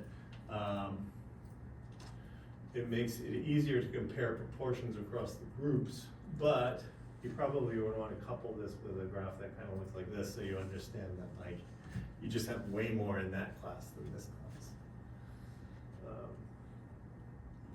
These can be useful. I've used these sort of like proportional bar charts a couple times. They've been helpful. And then if I wanted to sort of, rather than having like a stacked bar chart, if I wanted to get like a little sort of visualization that kind of like builds a little a mini bar chart for each class, This is the position Dodge setting, right? Places overlapping objects directly beside one another. So this actually, you are preserving the relative, across the classes. Each bar actually represents the number of observations that fall in there. So this could be helpful in kind of like, you can kind of eyeball the distributions here. You can say like, oh, fair is sort of like, seems like much more skewed, whereas ideal might be a little more sort of, it's hard to say barbell shape because unless these things are like actually ordered, that might not be the intuition there, but can be useful, right? So you kind of have some options for the bar charts. And then one thing that kind of happens with scatter plots that can be problematic. It's called what is it called? Overplotting, right? So here, if even though these are continuous variables, you might not actually have truly continuous there. Like I might have several points that are being plotted sort of multiple times in the same spot, right? So unless I do something to control that, I might sort of not come away with the appropriate conclusion here. So one thing I could do is I could sort of set this position equals jitter, and that's going to add a little bit of noise to my plot. So here, like, I'm not as susceptible to overplotting because, like, maybe this point, right? 5 in there. Yeah, there's 5 in there, and then with a little bit of noise around them, I'm actually going to see that, like, they kind of, yeah, let's think about 5. So jitter can be good. The other aesthetic that is useful is, it's called alpha. So like you can make these points semi-transparent. So if you plot the same point over each other, they'll be kind of like, it'll look darker. Okay, so we're not gonna get too involved in this, but like, because I've actually never used it, but like, X and Y axis is called a Cartesian coordinate system. The X and Y positions act independently to determine the location of each point. So like, you could use other coordinate systems, right? So you could switch the X and Y axes, that's fine. You could do a polar plot, which I've never used, but like I studied in math class and stuff. So you can use polar coordinates. And quick map sets the aspect ratio correctly from maps. So, ggplot2 can be used to make map type things, geographical maps as well. There's probably better packages than ggplot2 for doing maps though. And then, so here's kind of, you remember we had that template earlier? So like this is like the updated template, and this template is actually like pretty complete, surprisingly, right? So you've got your initial call to ggplot. We're adding layers to it, and each layer kind of represents a geom function. We establish the mappings. We can create statistics. The position we talked about are kind of part of it, and then we can do coordinate functions and facet functions. And that's kind of the 7 parameters. And like I said, practice, you rarely need to supply all 7. Never have used this, rarely use stat. I'm pretty much doing geom with some mappings, sometimes positions, and then facets are really helpful. And then like, you don't have to provide all 7 parameters to make a graph because it provides useful defaults for everything except the data, the mappings, and the geom function. Yeah, so like just to step back, so hopefully like you kind of have a little bit of a foundation to do graphing on, and as Cliff said earlier, the good stuff is that that cheat sheet. This kind of does give you a lot of stuff condensed into like a 2-page thing that will get you pretty far. All right, so with that, It's 8 o'clock, let's take a 15-minute break, we'll be back in 15 minutes to talk about, like, data wrangling. All right, cool, thanks everybody.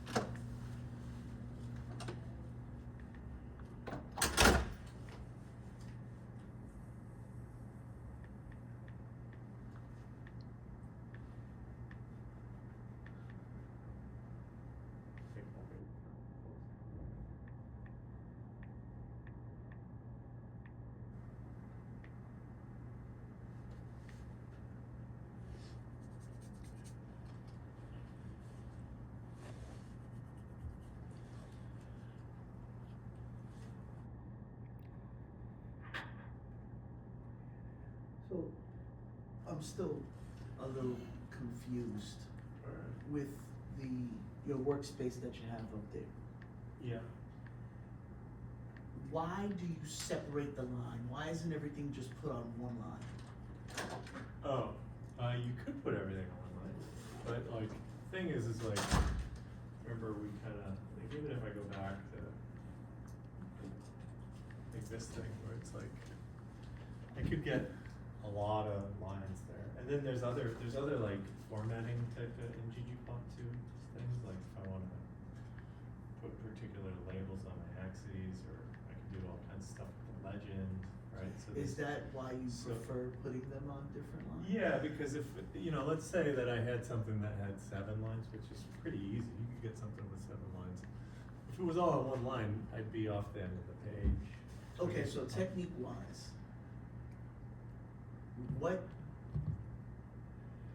what distinction do you make to separate the lines? Is it just a new formula? Like I don't Yeah, think. I mean, it depends, normally I try not to get too far over to the right. So if I've got something that's going to the right, like I would even do something like this. Where you can even put things into multiple I lines saw you there. do that. Now, why would you do that? If I just didn't wanna go in too far to the right, you know, like That's it. literally just the one. Yeah, in like front the, of right? the difference, like in Python, indentation matters a lot. Like indentation is part of the language, right? So like, in R, it's not. So you can kind of put things together, but it's more for your own purposes. So like here, I kinda wanna line up these things together, and you saw that like when I hit shift return, or I hit return, like here, when I hit return on this thing, it kind of is helping me out in lining these things up for me. How does it know to do? Why does it know to do that? Oh, Maybe not how. because it knows that like I'm sort of in this function call to AES, Mm. and this is like a peer of this thing, so it doesn't wanna align this thing with the AES. Ah, okay. Right, it sort of, it does So that. if you started a new, So like here, if I put like, like here, right, and this is sort of when I hit enter there, like, I've done an AES call, and now this alpha is outside of that. It's like another parameter of a geo point. yep. So when I hit enter, it came down and put it like aligned with that AES. Got And it. this was one thing I wanted to kind of like show folks. This is something I've gotten tripped up on before. Cause like alpha, right? Like, remember I said overplotting can be a concern, and you could use that position equals jitter. And then I said like, you could also use this alpha parameter, and this is gonna draw your points semi-transparent. So if I draw the same point on top of another one, it's gonna show up like kind of darker here. So here, like this, I can be pretty comfortable knowing that it has just one observation is there. But like something like that, there's probably multiple, I would say maybe 3 or 4. I think with my alpha equals 0.2, I would need to get 5 points drawn on top of that to make it fully filled in. So like this is another way to kind of like mitigate, well, let me start the recording and put my microphone on. Sorry for the delay here. No, you're good. So,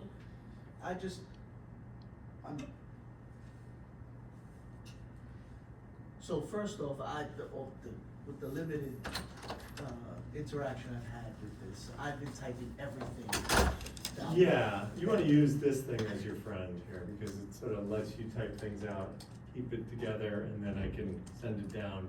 I'm the boss there. You can use the console too, but like, I like sort of having a file up here, and like I said, here I can hit save, and I could save this thing out, this is lecture 2, and I can call this thing, rather than untitled, I can call this like workspace. Space. .org. Now, Could this is you populate that, this workspace, let's say you started a brand new model and you remember you had a formula that could work in, so I could copy and paste the code from there to here, or like, if I knew I had a file somewhere in my directory that I wanted to execute all of it, you can use this, it's a source. And then the file name, like where is that thing, and it'll just sort of run that whole file and execute it. And if it creates objects, those objects will be available for me, so that type of thing. But it, your mileage may vary with that, like sometimes that could be a problem. I don't know, you kinda have to know what's happening in that code file if you're gonna execute it. You don't want it like breaking everything, so I'd say use that with caution maybe, but try it out. What I wanted to illustrate here was like, this is another mitigation of the, of overplotting is this alpha parameter. But the thing that's kinda, can be tricky with that is that it's a parameter to the geom point function, but it's also like an aesthetic that I can map to data in a column in my data frame. So like here, you see like I say AES, I want X to be driven by my data.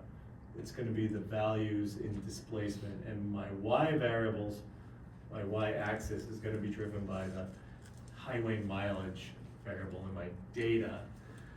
And I don't want alpha, the transparency of my point, to be driven by anything in my data. I just want all of my points to have a transparency of 20%, right? So if I draw 5 points on top of each other, it's gonna be fully filled in, and other points will be partially filled in. So I kinda do get a sense of where my overplotting is happening.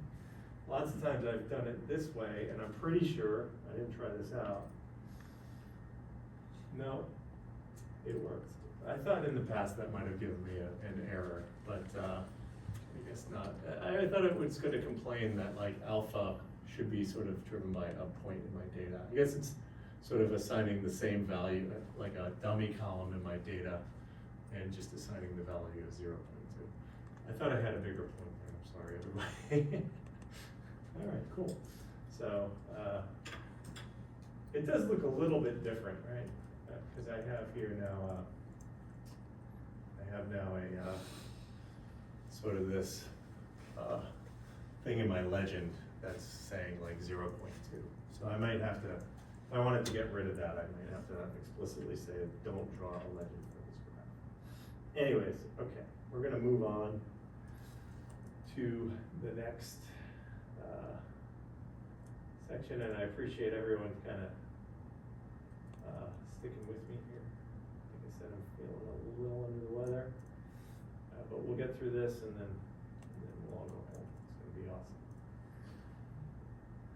All right, so data transformation. Okay, so we talked about graphing, and that was with the ggplot2 package. That's very helpful. Comes for free if you install Tidyverse. We're going to talk about another package called dplyr, right? So once again, this is just sort of take careful note of conflicts messages. So as you get more sort of used to R, and maybe you're using different packages, these conflict messages can sort of like, you'll go years and not really have a problem, and then one time you'll just realize that you have a function in one package that you want to use that gets overwritten by another package that just happens to have the same function defined in there. And that can save you a lot of hassle in debugging if you read these messages. Like I said, you could go years with it not being an issue, and then you could spend like 2 days trying to figure out what the heck is going on, and it could be this. So lag is one that sort of dplyr overwrites, and then there's a lag function in base R that you might want to use. So like if you want to use the base versions of these, you would have to sort of use that explicit thing. So we're gonna be looking at some flights data here. So we're gonna be looking, so if you wanna follow along, we're gonna load both library NYC Flight 13, which is a data package. It gives a bunch of data about flights, and then we're gonna load Tidyverse. So this is a pretty big data frame, right? It's got 336,776 flights that departed from New York City in 2013. This is not financial data, but like you might care, you know, like we do airline securitizations, and so I'm sure that like someone in my company has looked at some flight data at some point. Probably more caring about like the, well, I think they might even have here tail num, right? So that might be able to tell like what the make and model of the plane is from that. Data comes from the transportation statistics. So like you print this out. This is one where you'll be really happy that you didn't print 336,000 rows to your console. And then also 19 columns. So it will show you as many as it can across, and then it'll tell you what other variables are in there. And this is one where we have some newer data types in here. You can see date time, right? So this is a time. I think that's the time of the flight took off. I don't know. We could look at the data there. So we're talking about data frames, right? So when you start working with Python with Professor Hayes, data frames are implemented in a library over there called Pandas. In R, they're kind of a base data structure, so you don't have to install anything special. In fact, the guy who wrote Pandas, his name is Wes McKinney, and he modeled his data frame sort of concept that he wanted it to do what R does for data frames. So R sort of comes out of the box with a data structure that is built for rows and columns of data. But we were using this thing called Tibble, and they sort of avoid some common data frame gotchas. So like I said, they print nicely. There's also some other cool features that we use sometimes. So like the data types you can store in there are integers, doubles, characters, date times, and then there are, if you read the R for Data Science book, there's other ones. So there's logical data type, so that's true or false data. Factors, we talked about factors quite a bit. That's how R represents categorical variables with fixed possible values. So those are sort of defined when you define a factor. And then dates are different than date times because they don't have the time component. They're a little bit smaller. If you really were getting into like computer science, you would sort of start caring about like how much space in memory does an int take versus a double, or a date time take versus a date. But we're not really operating like that. And then the other thing about Tibbles that I'll just add is like there's another sort of data type, it's called a list column. So you could have a column that has like all kinds of different stuff in there. So you could have a column of data frames. So each row has a little data frame sort of jammed in there, which can be very useful. I don't think we're going to talk about that tonight or in our course at all. So when we think about like the functions that we're sort of working with dplyr, we're talking about like how do we sort of operate on our data, how do we do things to it, right? dplyr gives us functions, and those functions can be thought of as verbs, right? Like what do we want to do to our data? So the cool thing about these functions is that they all have the same overall framework, is that the first argument taken in is a data frame. And then we can have other arguments in there, and these arguments describe what we want to do to the data frame. And we can refer to the columns in our data variable names, right? sort of directly, so I don't have to do anything special.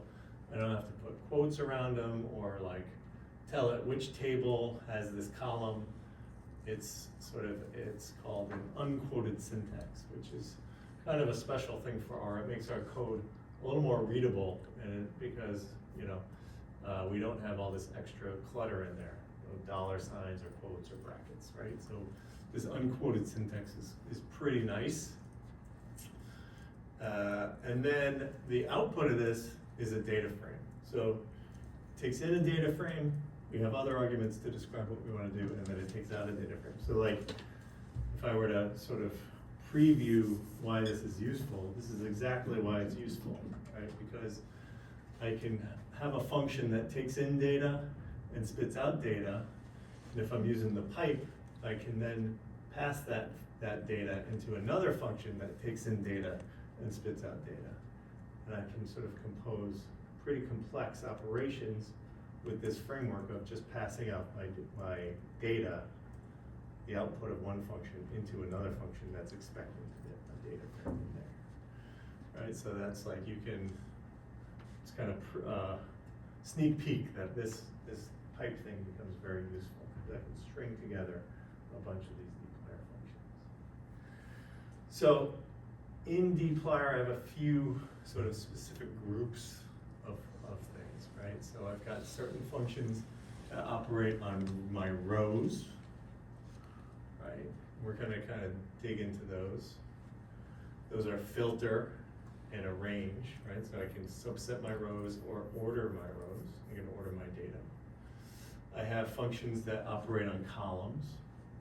Mutate does a lot of lifting here. Mutate does a lot of good stuff. So I can create new columns or change values in existing columns with mutate. But I can also do things like select columns. You know, if I've got like 1,000 columns and I only care about 5, I can sort of shrink it down to the 5 I care about. I can rename my columns, and I can change the order of my columns with these functions: select, rename, and relocate. I'd say that the ones doing the heavy hitting there are mutate and select.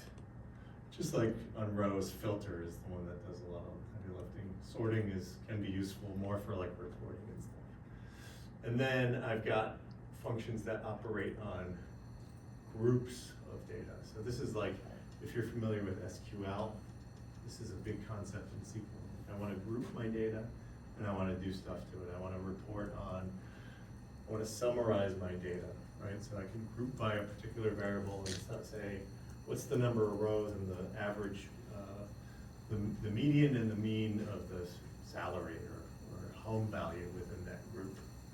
And this does grouping on there. So I've got functions to do that. And then I do have functions that operate on tables, right? So I can do like set operations. And this is like real SQL stuff where I can do joins between 2 data frames. So if you're familiar with SQL, you do have we'll sort of touch on it, but it's mostly useful if I've got sort of many tables. If my data is kind of spread out across many different data frames. And you'll hear me sort of refer to data frames and tables sort of interchangeably. The proper term would be data frame. But like when I'm talking about functions that do things like group by and operate on these things as if they were tables, you might hear me use the word. Bless you. So for row operators, right? So the filter function allows you to choose rows based on their values. So the first argument is the name of the data frame. And this is the case where like, I'm not saying data equals flights, I'm just saying flights. So that's the first parameter of my function. I could type data equals flights, but I'm not going to right now. The second and subsequent arguments are the expressions that filter the data frame. So if we wanted to select all the flights on January 1st, we would say filter flights, month equals 1 and day equals 1. And that would be January 1st, all of the rows that describe that. Why So is it 2 equals 9? that was going to be my question. I was going to say, what do you notice about that expression that seems a little odd? So this is the two equal signs. So, you know, before, when we were looking at ggplot, right, we were saying something like ggplot, and we'd say data equals MPG, right? So ggplot has a parameter called data, and we're assigning to that parameter the value of MPG. We're saying like use this data frame as the data parameter of this function. This is a little different because month is not a parameter of this function. This is a logical expression, and this is sort of the unquoted syntax of dplyr that's really helpful. So this is saying like flights, and then I'm gonna tell you, it's gonna interpret this as a column in my data, and this is not an assignment operator, it's a comparison operator. So data equals MPG is sort of an assignment. I'm saying like make the data parameter equal to MPG. Month equal to 1 is saying like do the comparison of month and give me the ones where month is equal to 1, right? So it's a logical expression. Give me all the rows in my data frame where the month column has a value of 1. So like I don't have to use equal here, I could use greater than, less than, greater than or equal to, less than or equal to, right? This is a comparison operator rather than an assignment operator. So this is gonna grab all the data for January 1st across all the years. Well, there's only 1 year in here, but if there were more than 1 year, yeah, for sure, yeah, that's what it would do. So, you know, when we looked at the data, there were like 336,000 rows of data. And after we did filter, we have only 842, because that's the 1 day out of the year, and there are only 842 flights that day. And then the other thing is like, I can sort of, you know, if I put a comma here, day equals 1, it's implied that this is like an and operator between those two things. So I'm saying like month is equal to 1, and day is equal to 1. And I think I could do like I could wrap that in an and statement if I wanted to, but like it's kind of friendly in that way. So like there's a real distinction here between this syntax, where I'm saying the parameter of data, assign it, you know, make the assignment and point it towards this MPG thing. And this is a comparison operator. That's not limited to equal to, I could do other things like greater than, less than. So then can I make an assumption that if we put a slash in between those equals, does that mean the day is not equal to 1? You would do, yeah, you would do actually exclamation point equal to 1. That means not equal to 1. So exclamation point, well, because you don't have a character on your keyboard. No, so I thought you would put it like in between the two equal So signs. if you did, actually, if you did what you're saying, month equal to 1, and then like a vertical bar, day equal to 1, with 2 equals, this would be or. So you would be like month equals 1 or day equals 1, which would be a lot more than 842. It would be everyone in January, as well as February 1st, March 1st, April 1st, down the line 1st, right? Okay. So, we could try that. I'm not that interested in it. But if you use the comma here, it's sort of, you're giving it 2 things and it knows that that needs to be and. You could put an ampersand in there and you could be explicitly say like month equals 1 and day equals 1. I think that would work too. We can try this stuff out. I don't want to give you guys all sort of bad information. So let's do it in our workspace. Don't want to print. So here, if I did library, OIC flights 13. filter. What was that? Filter flights.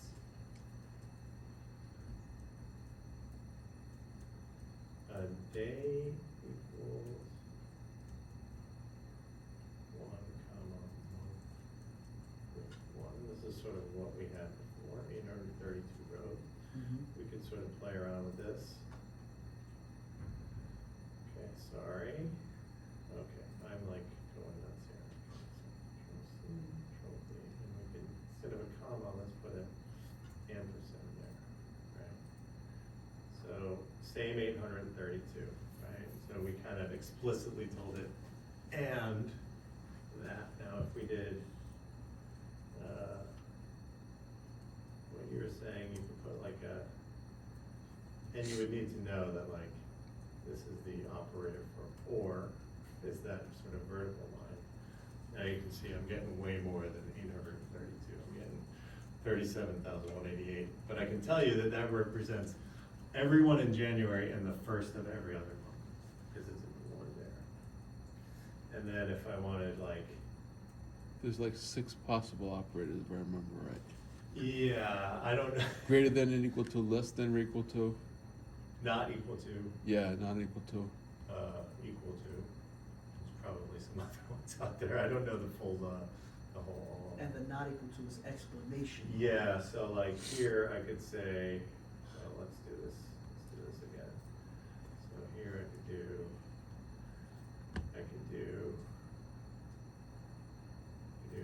not equal to and not equal to, right? So that's gonna be Huge. way more. that's And it. then I could do it like this, right? I could sort of go with, You could pick like the first day of the week by doing day less than 7. Less than or equal to 7. you could do something like that probably. Or I could do like, I could wrap this like and thing, and I could negate it here, right? Is I think where not day equals 1. Yeah, actually, these two are not equivalent.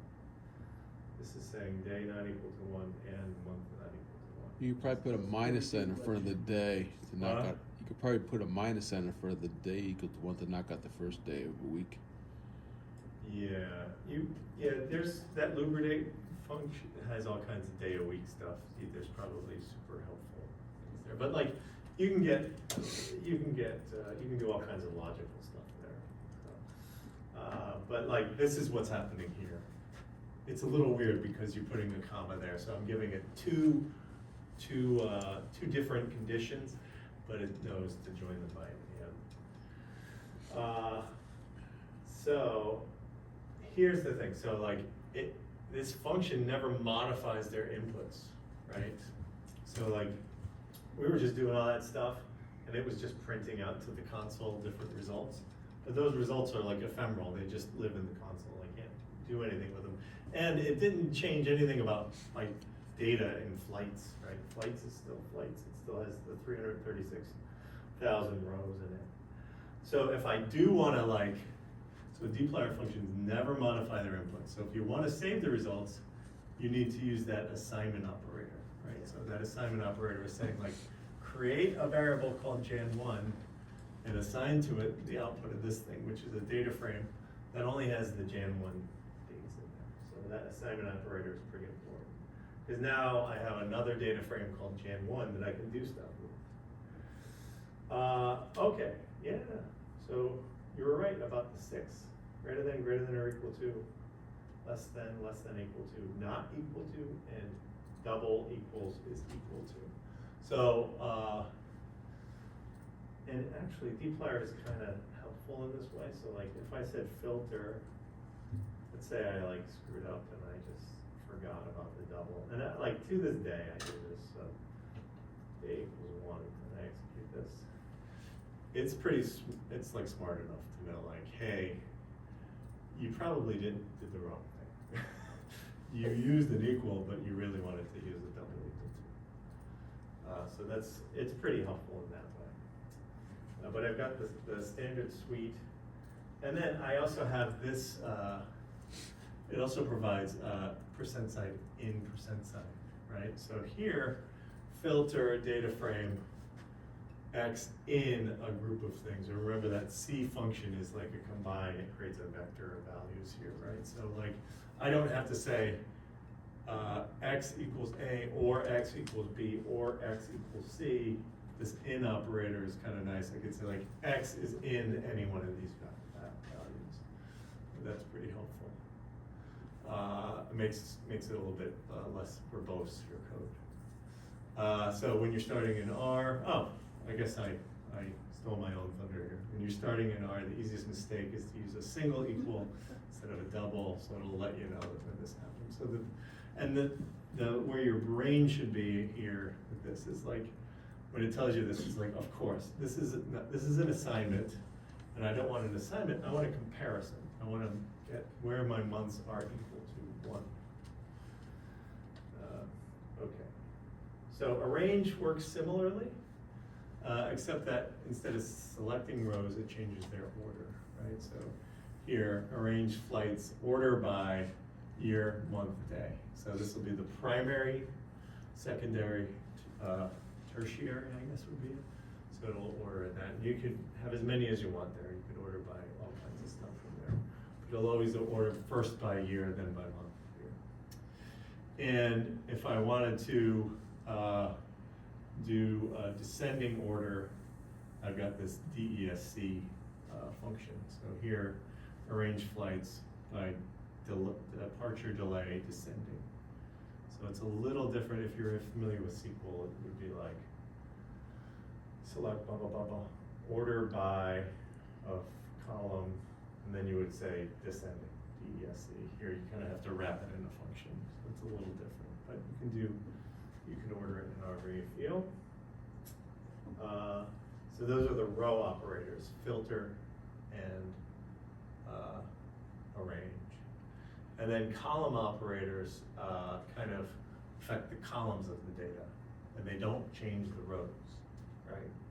So, like I said, mutate is kind of the one here that does, 95% of the time I'm using mutate because I want to create new columns, or I want to calculate a field or something like that. So mutate is the one that does all the heavy lifting there. But we also have select, which helps me select columns, rename and relocate changes which variables are select, rename and relocate, change which variables are present, their names and their positions. So I'd say like those three are kind of more for reporting, but mutate is the one like if I'm working on data, I'll be doing a lot of that.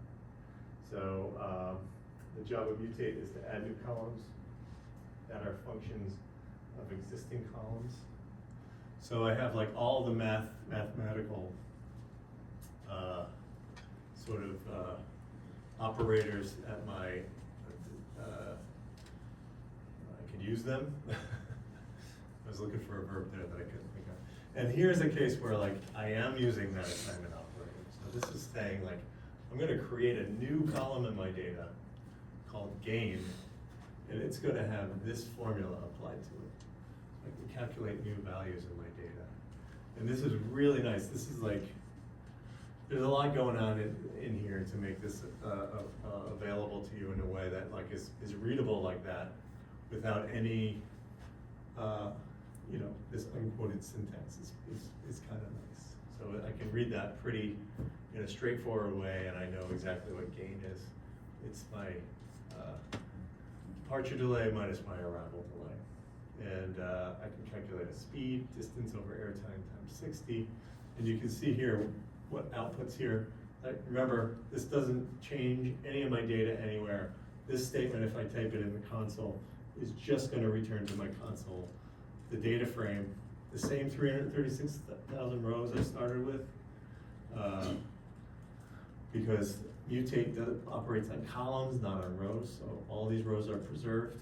You can see that I now have 2 new columns because they're put on the end. They don't print out here. I have gain and speed. So those are double columns. Okay, select allows you to rapidly zoom on useful subsets using operators based on the names of the variables. So So you can do some tricky things here, so I could just list out the columns I want. Flights. Flights is the data, but I want year, month, day. I could, if I knew the order of my columns, and I can get that by typing like column names, flights, down here, right?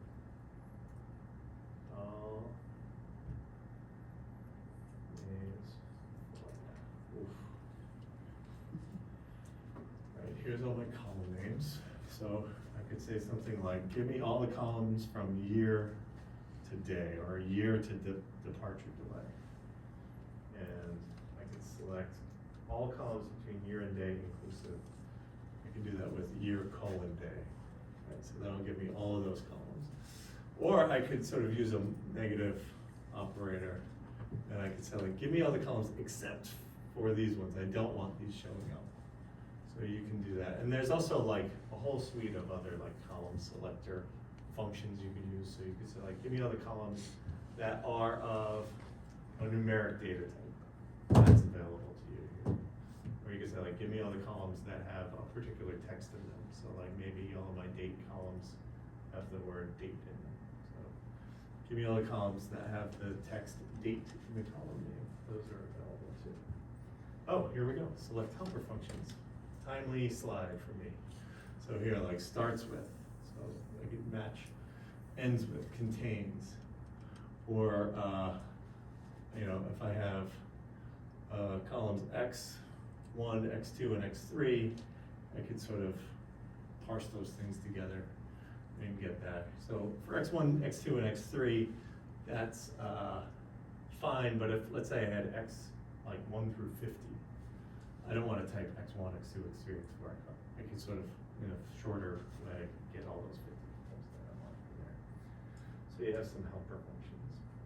And once again, I will come over here, or from here. And if I type dplyr sheet,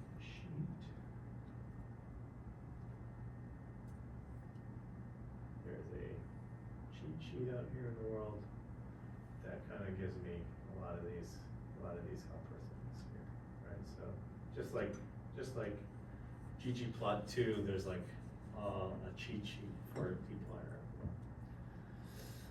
Okay.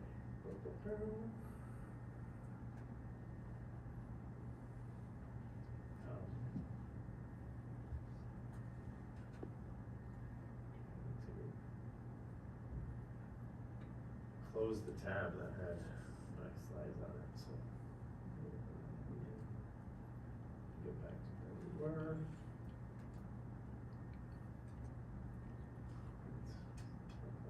Okay, so if you want to keep all the existing variables and rename a few, you can use rename it instead of select. So if you wanted to create a column called tailnum, you could assign it the value of, well, rename is actually going to get rid of this tailnum column. You can call it tail underscore num if you're really concerned about the column. And you can move around columns too. You can relocate. So by default, it moves variables to the front. So here, you could relocate time, hour, and airtime to the front. Or you could sort of like place it in specific parts of here. So you could say like, take these columns and put them after the time hour column. Or take any column that starts with the text arrival and put all those before the column departure time. So you can get pretty tricky. Not the most useful stuff though, I mean moving your columns around. It's like in Excel copying and cutting a column and pasting it somewhere else. It's like, yeah, it's cool, but it's not that great. Group by though, I use quite a bit. So group by is very helpful. So grouping is, if you're familiar with SQL, like this is kind of widely used, very popular. But it's also about like creating tabs on your data. So these things kind of go together. You're going to group by something and summarize other summarize other values. So like, you can do things like add up by, you know, you count the number of observations within a month. You can do all kinds of interesting stuff with group by and summarize. So, what is actually happening when we do this? Use group by to divide your data set into groups meaningful for your analysis. It doesn't actually change the data, but you can actually see some visual cues that something has happened to the data. So here, if I were to, you know, if I wanted to save out this grouped by data frame into a variable called by month, I could assign the output of group by flights, comma month, to a new variable called by month. And if I print it out, it looks almost exactly like my other one, except I have this new sort of feature here. And it's grouped by month, and it tells me there are 12 different levels, 12 different groups of month. So like group by on its own, like, doesn't actually do much, but if I sort of pair it with summarize, right? So I have this, now I have this by month data frame. And if I want to summarize this, I could sort of calculate the average departure delay by month. And this mean function is a core base R function, so it's not like anything special to dplyr, it just calculates an average. You are going to want to sort of like probably use that parameter, na.rm. So if you have any NA values for delay, it's gonna get rid of them. If you don't do that and there's like one NA value, then it's gonna return an NA there. So like, I'm just curious here, so.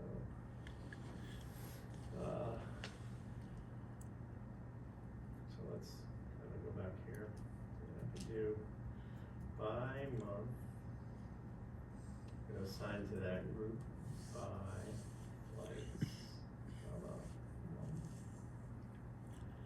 I can run that, and then here I'll do summarize.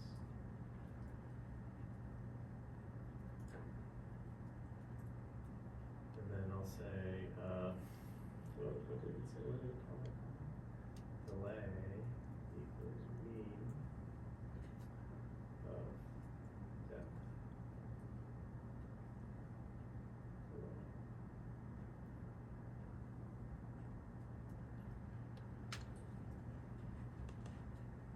So here, I'm just curious, I didn't provide that, are there any NA values in there?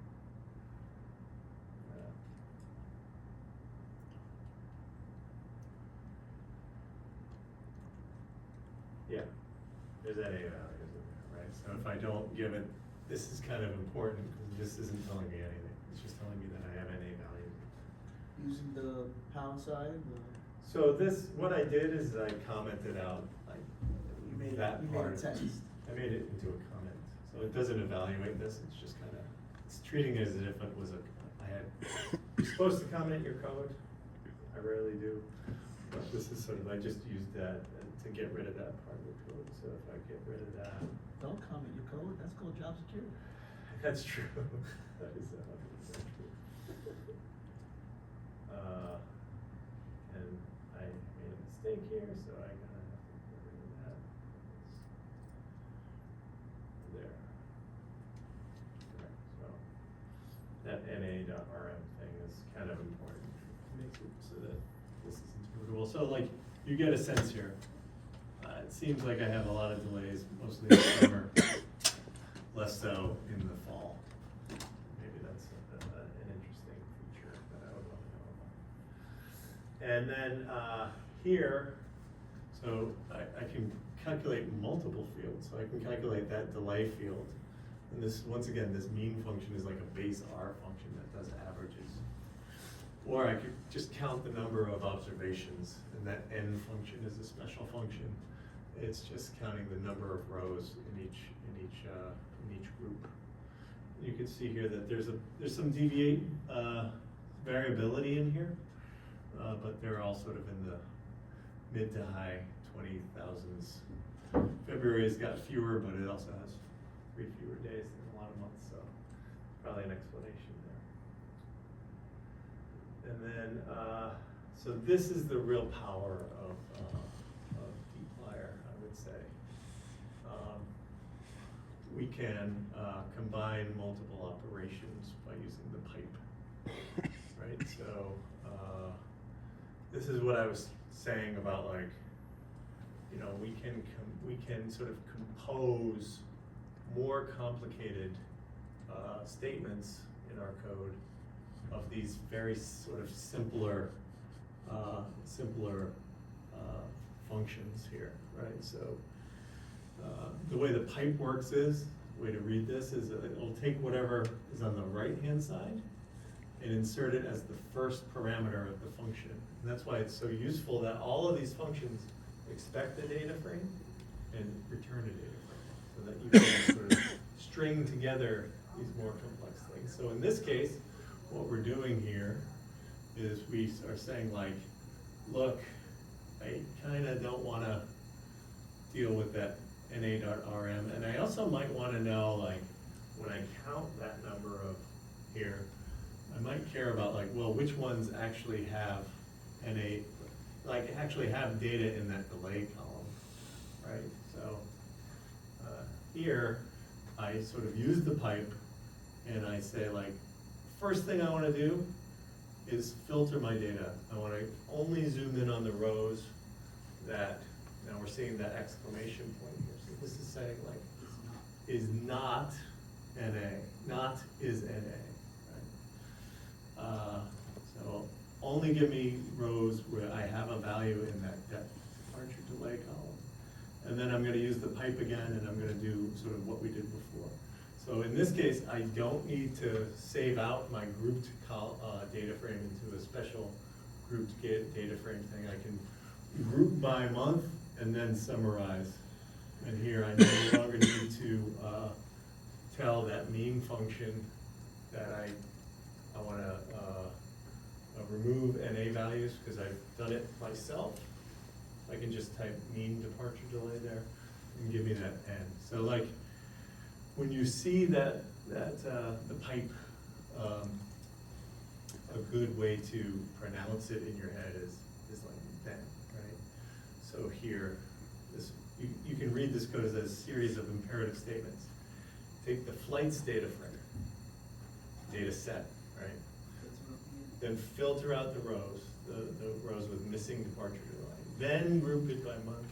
Then summarize it with the average of departure delay and the number of observations. So kind of behind the scenes, this is sort of what I was saying. X pipe function turns it into F, puts the X in as the first parameter of the function. So that's why it's so important that these functions expect the first parameter to be a data frame, and that they also spit out a data frame. So what's nice about this is that you do end up in a situation where, like, you can read this from top to bottom, which, you know, if you know, sometimes these things can be 10, 15 lines long, right?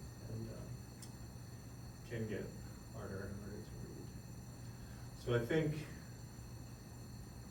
we're gonna, I apologize for ending a little bit early, but I'm feeling a little under the weather, and I don't have it in me to start, like, the next set of slides. So we're gonna end an hour. And I appreciate everybody's patience with me, sorry, I'm a little low energy. And so next week, we are gonna, I'm sort of tempted to start up again, but I just don't have it in. Because next week, we're gonna have a guest speaker. Who's one of my coworkers, Akshay Maheshwari. He's actually a managing director at my company. He actually, whereas I build the models, he does the credit analysis. He's a credit analyst. He runs a group of analysts, and he'll be talking to us about securitizing single-family renter SFR transactions. And he'll also, there's a little assignment I can do that. So that'll be next week. Now we'll talk about language. Yes, we'll do some actual stuff, so, and he's also an alumnus of this program, so, and he's a Stanford resident, so he's been guided out. So, Do we have homework coming up this, yeah, I think so, I think, let's go to this. how, one. I forget how you said you want us to print that or just email it to you? If you email it to me, then, Okay. and I'm not a huge stickler, so like, if you have questions, then like, reach out to me, we can set up time. But, if you just email that to me, I'll collect them and get you. Okay, thanks, everybody. Have a good evening.